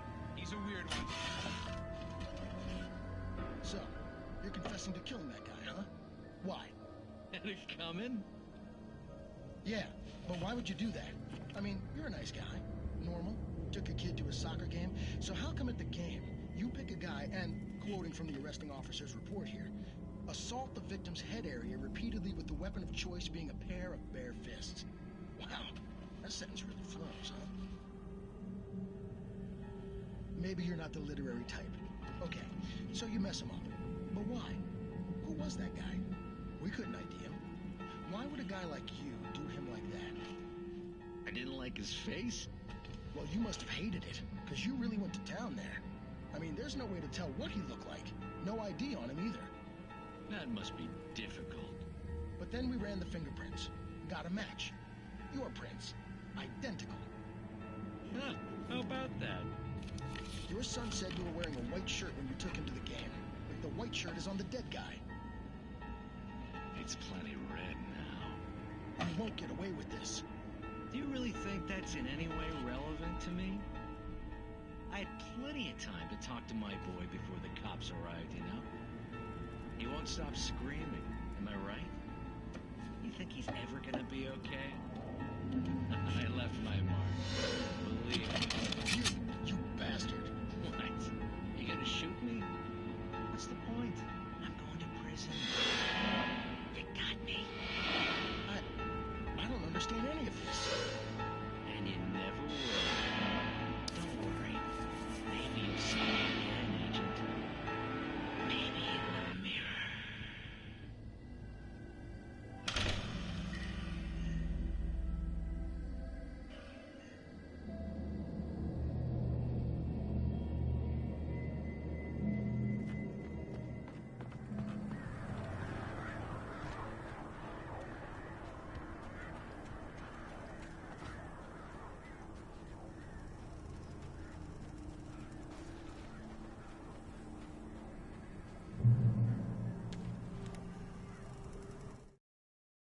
The air in the visitor center was heavy with an awful smell, as if some rotten drowned thing had crawled up from its grave. Rusty kept coughing blood. My eyes were drawn to the twisted shape of his broken leg. The attack had been vicious. Max whined in his cage. Rusty's eyes were wild with fear and terror. He gasped. "Mr. Wake, it happened just the way it was on that page."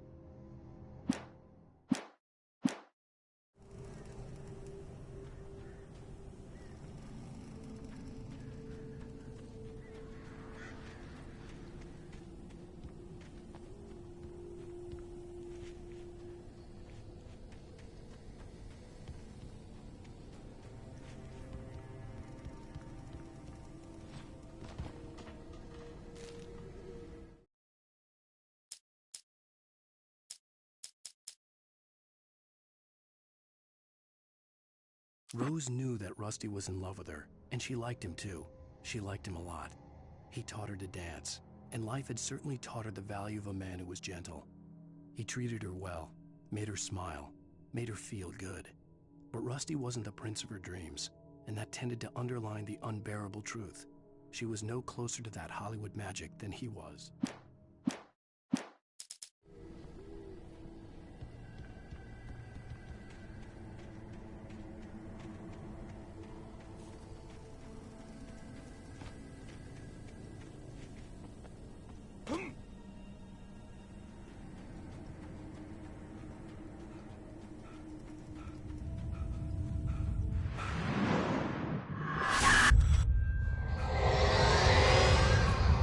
Vision left me weak. This was no head injury.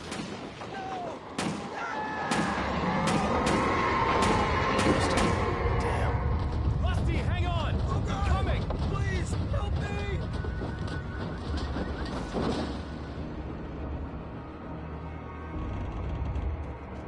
Anybody? Help me!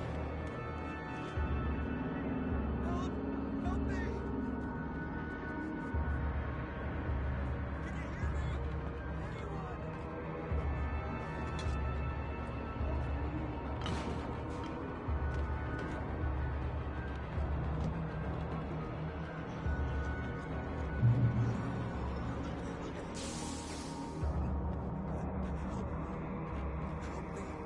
Somebody. Hello? Back here. I'm back here. Hey, please help me. Mr. Wake? Oh, hell. It happened just the way it was on that page. I found. Came true. It knew. So dark. It'll come back for me. You must. The lights. In the office. I have the key. Okay, Rusty. Hang on. I'll be right back. Whatever did this couldn't be far. Rusty had found a page from the manuscript. It would help me understand what had happened.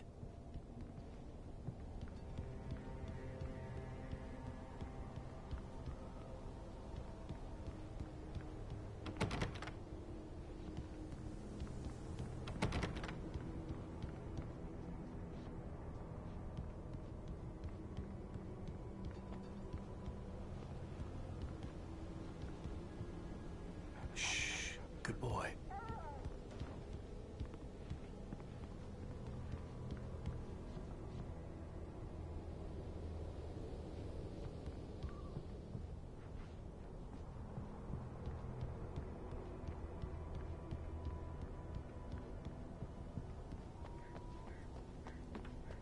The only way to make sure that Rusty was safe was to get the power running and the lights back on.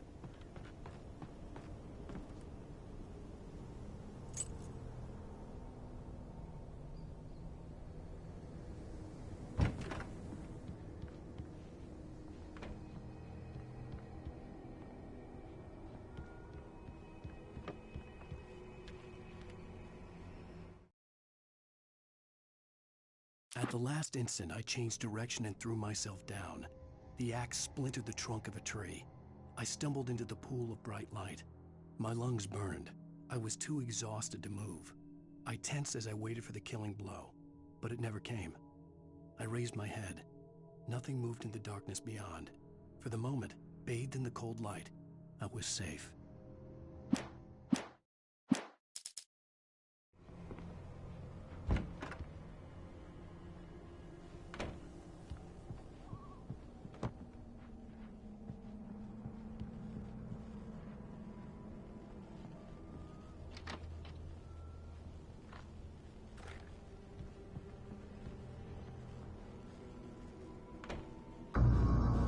I was too late.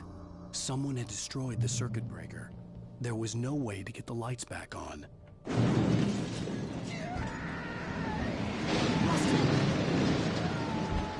Rusty!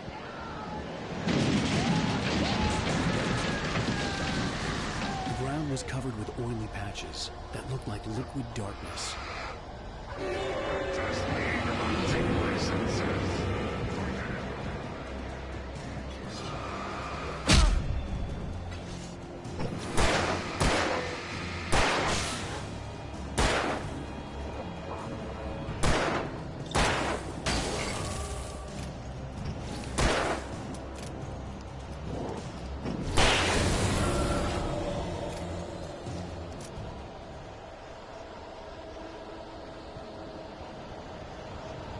Something had torn a mammoth-sized hole in the wall. Please! Don't feed the animals!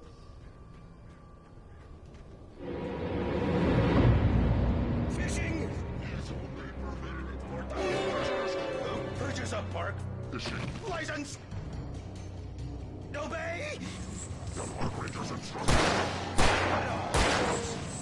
Rusty? Rusty, no! Two bears and wolves never approached any other wildlife close. Cats must be leashed at all times. Never leave your house! It is against the law to remove any natural objects or historical artifacts from the park.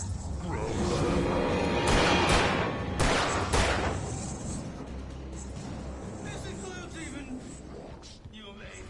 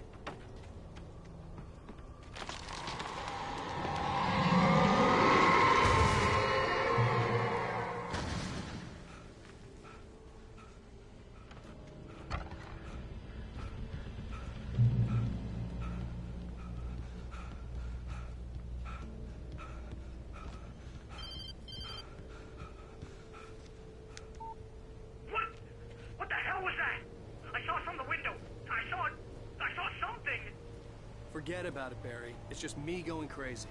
Oh, jeez. Oh, jeez. You're not crazy. I wish you were crazy, but you're not crazy. Ow, be careful. Stay in the cabin. Don't open the door for anyone. I mean it.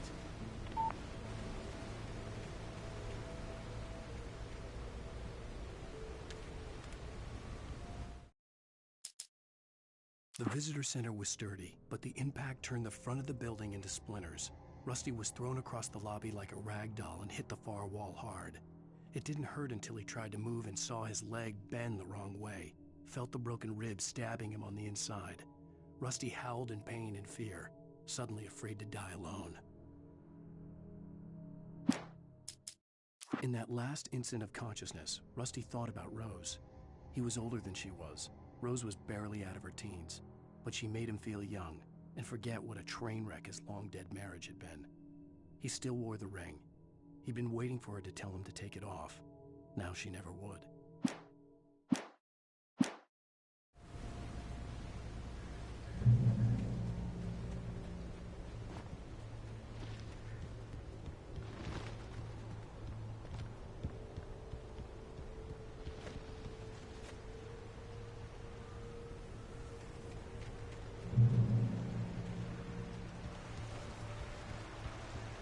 Lover's Peak was at the far end of the nature trail.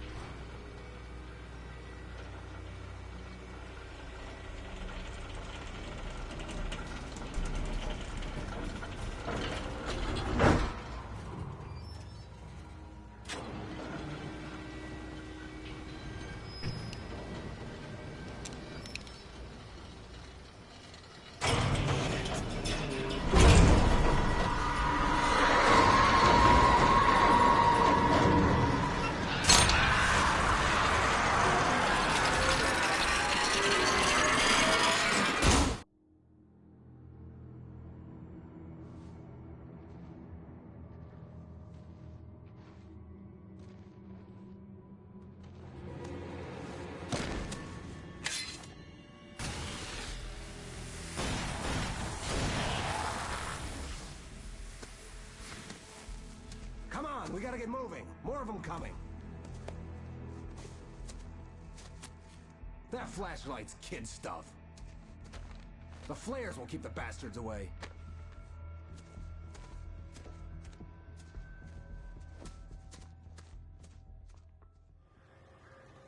You can see them too? Hell, of course I see them. Come on, we gotta move. Why? Because that's the way the story goes. Yeah, but... Let's move! I lost my gun back there. Oh, I've got a gun. Just keep that light steady on him. It took a moment, but then I recognized him. He'd been on the ferry when I first arrived here with Alice. He knew my name. We were headed in the direction of Lover's Peak. There was no way this was a coincidence. He was the kidnapper. Come on, Wake! You better keep up. You set him up, and I'll knock him down, Wake.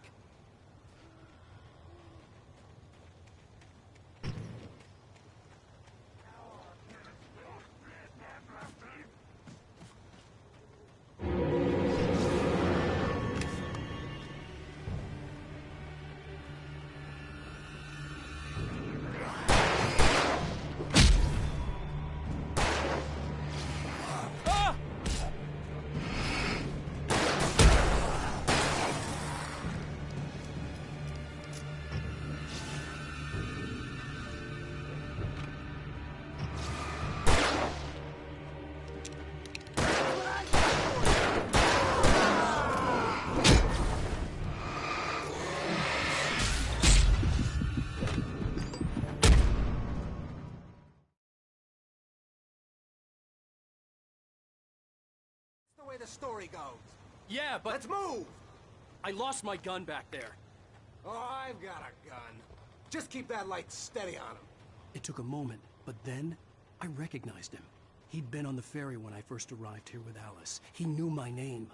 We were headed in the direction of Lover's Peak. There was no way this was a coincidence. He was the kidnapper. Come on, Wake! You better keep up.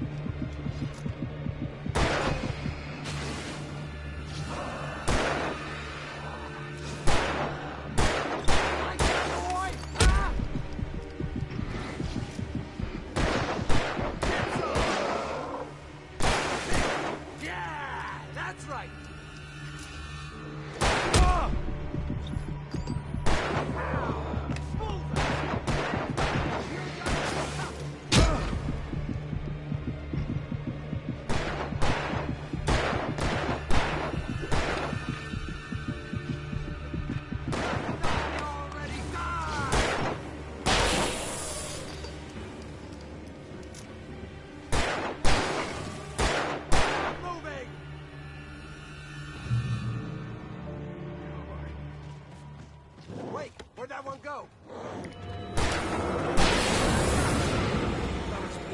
Right up these stairs, Wake. Use the flares from the emergency box to hold them off while I get these boards off. Give me the gun. Yeah, no can do. Are you kidding? Give me the gun! No time for back talk. Come on, damn it.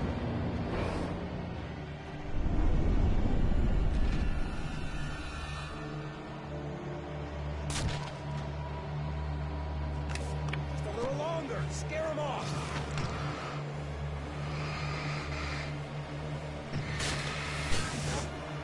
Get some light on those bastards. That'll keep them off us.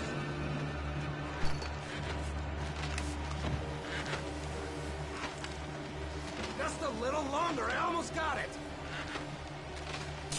Okay, it's open. Over to Luther.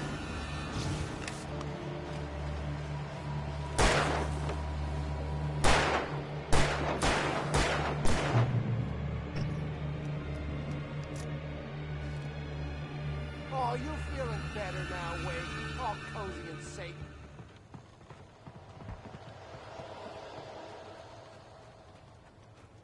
Better get ready. They'll be on us soon.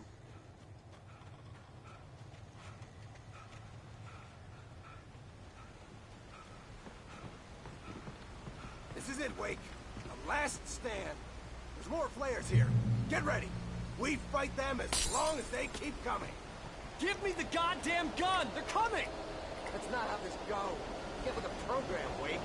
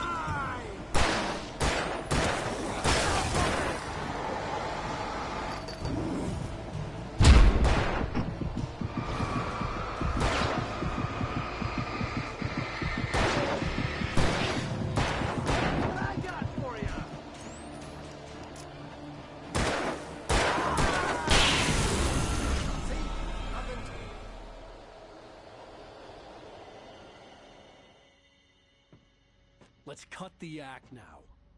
Where's my wife? I knew you were going to say that. I read it all before. You're a hell of a writer. Congratulations.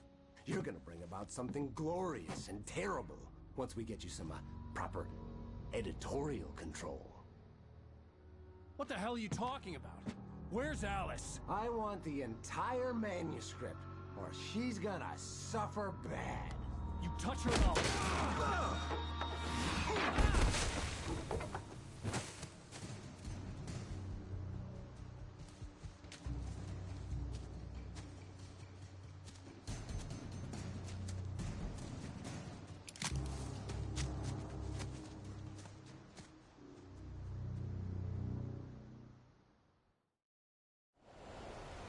You're gonna give me the manuscript, or you'll be sorry. No! Come back here!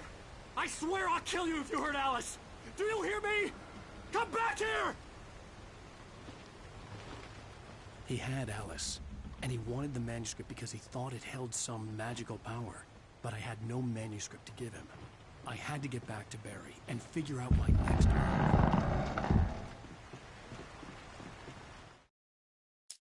I turned the corner, afraid of what the flashlight's beam might reveal.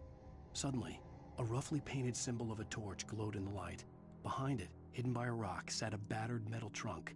It was here for a reason, packed with supplies, batteries, flares, ammo, things you need to make it through the darkness of the night.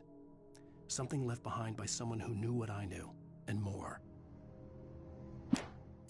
Agent Nightingale didn't want to be in Bright Falls.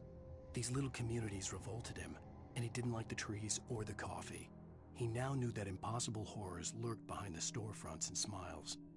He desperately wanted to turn the car around and just drive until he passed out or ran out of road and booze.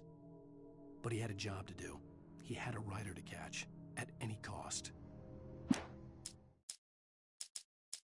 On more than one occasion, Alice had tried to explain to me how it felt to be afraid of the dark. To her, darkness wasn't simply the absence of light, but something more tangible than that. It was something you could touch and feel. Worse than that, it was something with a mind of its own, something malicious and malign. For her, things changed when they were wrapped in darkness. They turned into something else, something foreign, and nothing was safe or innocent anymore. I'd never really understood what she meant, until now.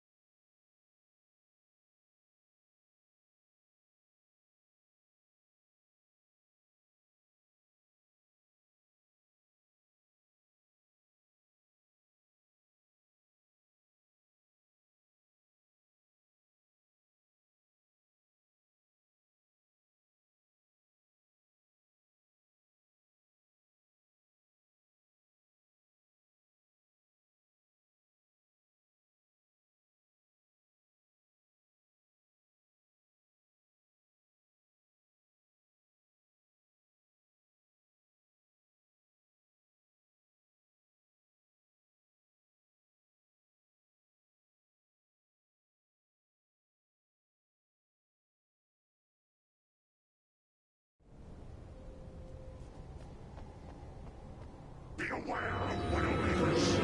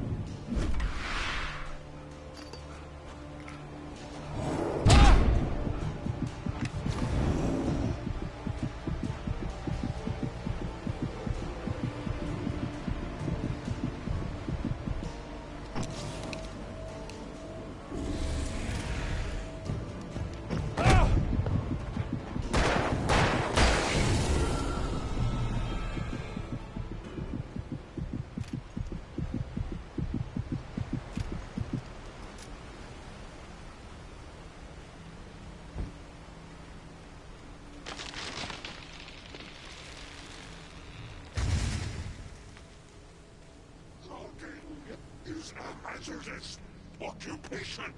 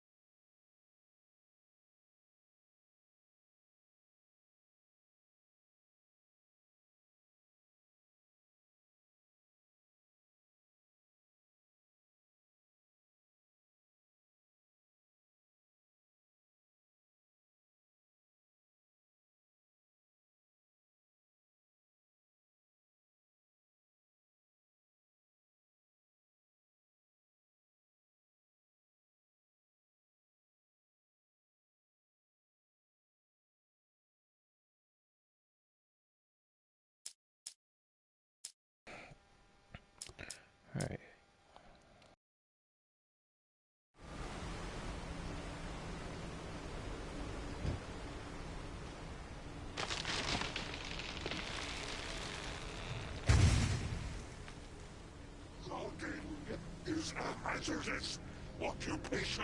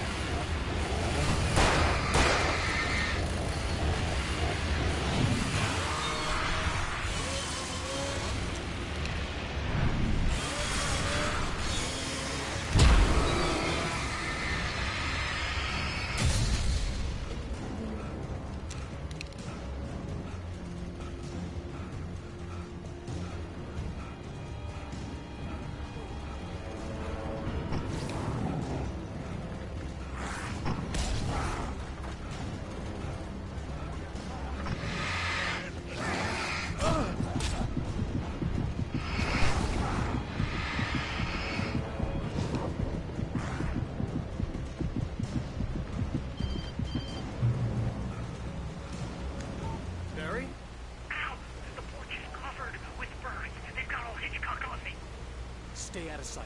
I'm on my way. Don't open the door. What, am I crazy? Stay hidden. I'll be there soon. Just make sure you keep the lights on.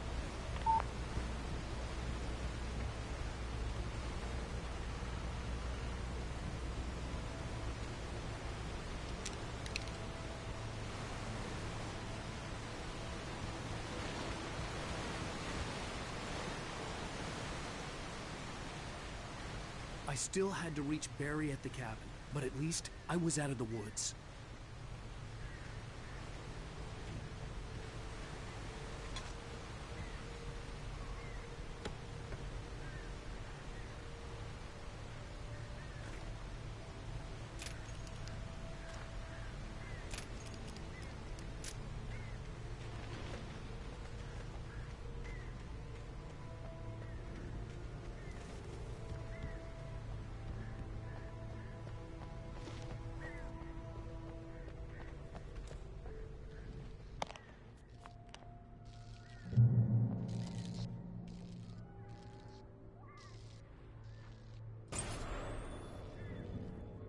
A story is not a machine that does what you tell it.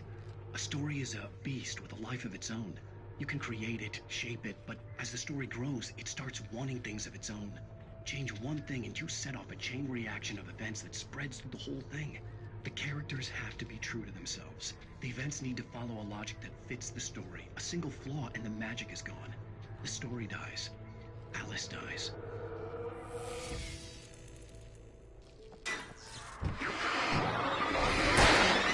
Yourself.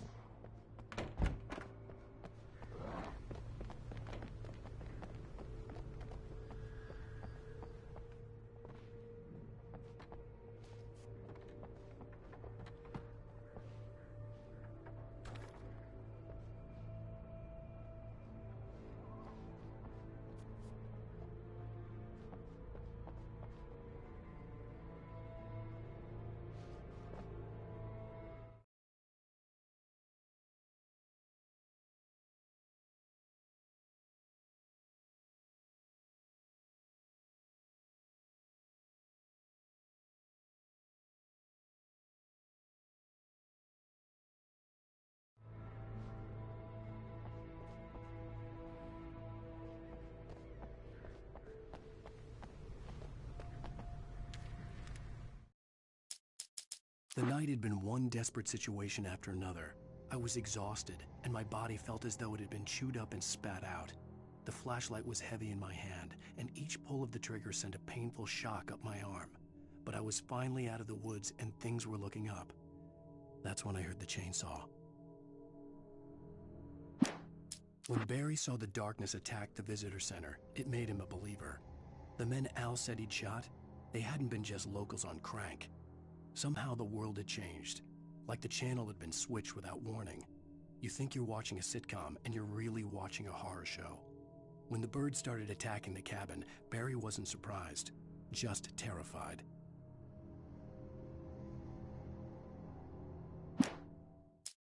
The FBI agent's command froze me in place.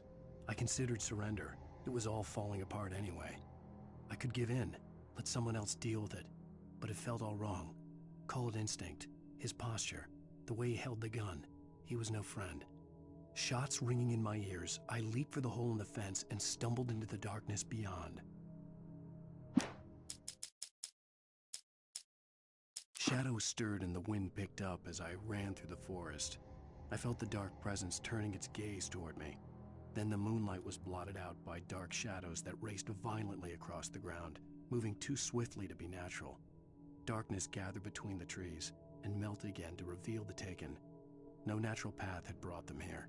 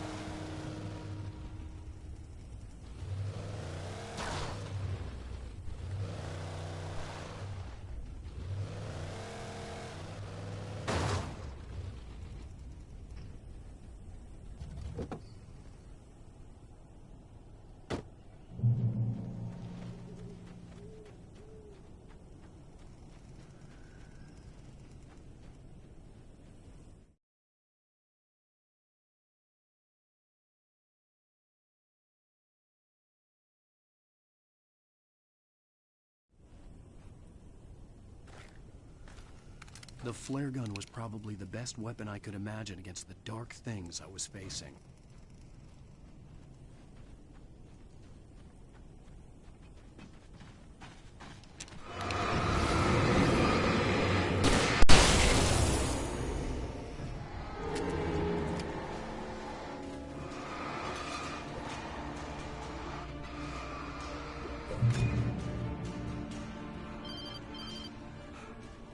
It was the kidnapper. You son of a bitch! Where's my wife? Enough horseplay, Wake. You deliver the manuscript, and you can have your woman back. Simple as that. I don't... Listen. I'm gonna need time to finish it. I still need to write the ending. I need a week. Not done? I need a week. 2 days. The old Bright Falls coal mine is nearby. You can find it easy, city boy. The main building, there at noon. You bring the manuscript, you'll get your wife. Not, well, get me? Yes, I get you.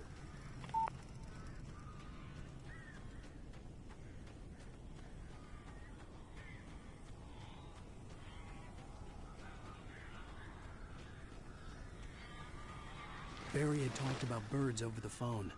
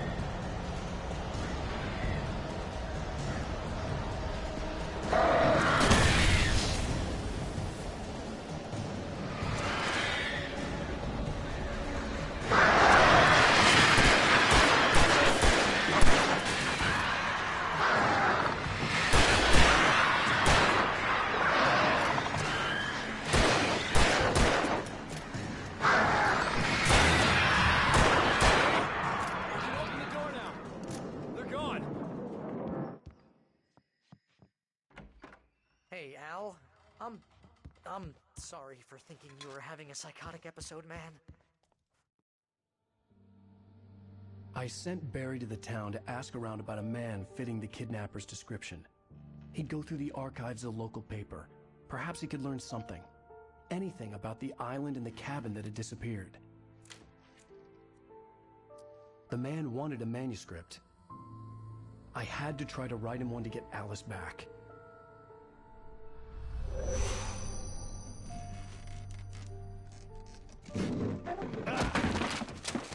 For me, the supernatural had always been nothing but a metaphor for the human psyche, a tool to use in writing fiction. Now, it was happening for real, and I couldn't put a single word on paper.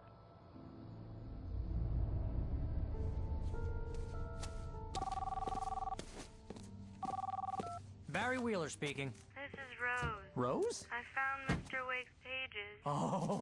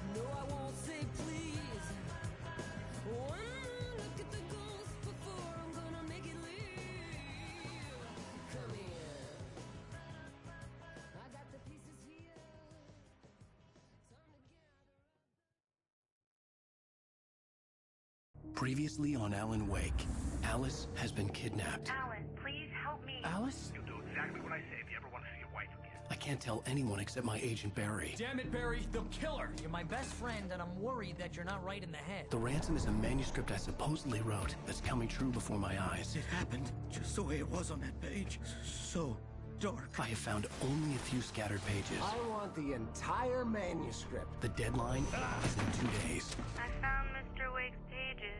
Good girl. How the hell did she get her hands on the manuscript anyway? I don't know. She's resourceful. I told you were too hard on her. Listen, I found out all sorts of interesting stuff while I was digging around. Yeah. Mr. Wake, it's Sheriff Breaker. We have an FBI agent here, Agent Nightingale. FBI? He's anxious to see you. You'd better come to the station. Okay, I'll be right over, Sheriff. Let's make this quick, huh? Help you folks? Name's Randolph. I'm the manager. We're looking for Rose. Works as a waitress down at the diner. Rose, sure. Nice girl. Who wants to know? I'm Alan Wake. The writer, huh? I heard on the radio you were visiting. Well, I'll show you her trailer. That Rose, she's a nice girl. Always pays her rent on time. As I was saying, Al, I found all sorts of weird stuff from the local newspaper's archives. This place is crazy. Disappearances, mysterious deaths, urban legends come true, and, get this, most of this stuff takes place around Cauldron Lake. Well, you ain't wrong, mister. The Indians thought the lake was a doorway to the underworld. I'm the God-fearing type myself. I don't hold with that sort of thing. Yeah, okay. Anyway, there was an island there owned by a guy called Thomas Zane. Now, some of the articles I found about him make him out to be a famous writer, but I ran a bunch of searches, couldn't find a single thing he wrote. Zane was heavily into diving, so much so that the place came to be called Diver's Isle. But the volcano under the lake erupted in 1970, and Zane went down with the island.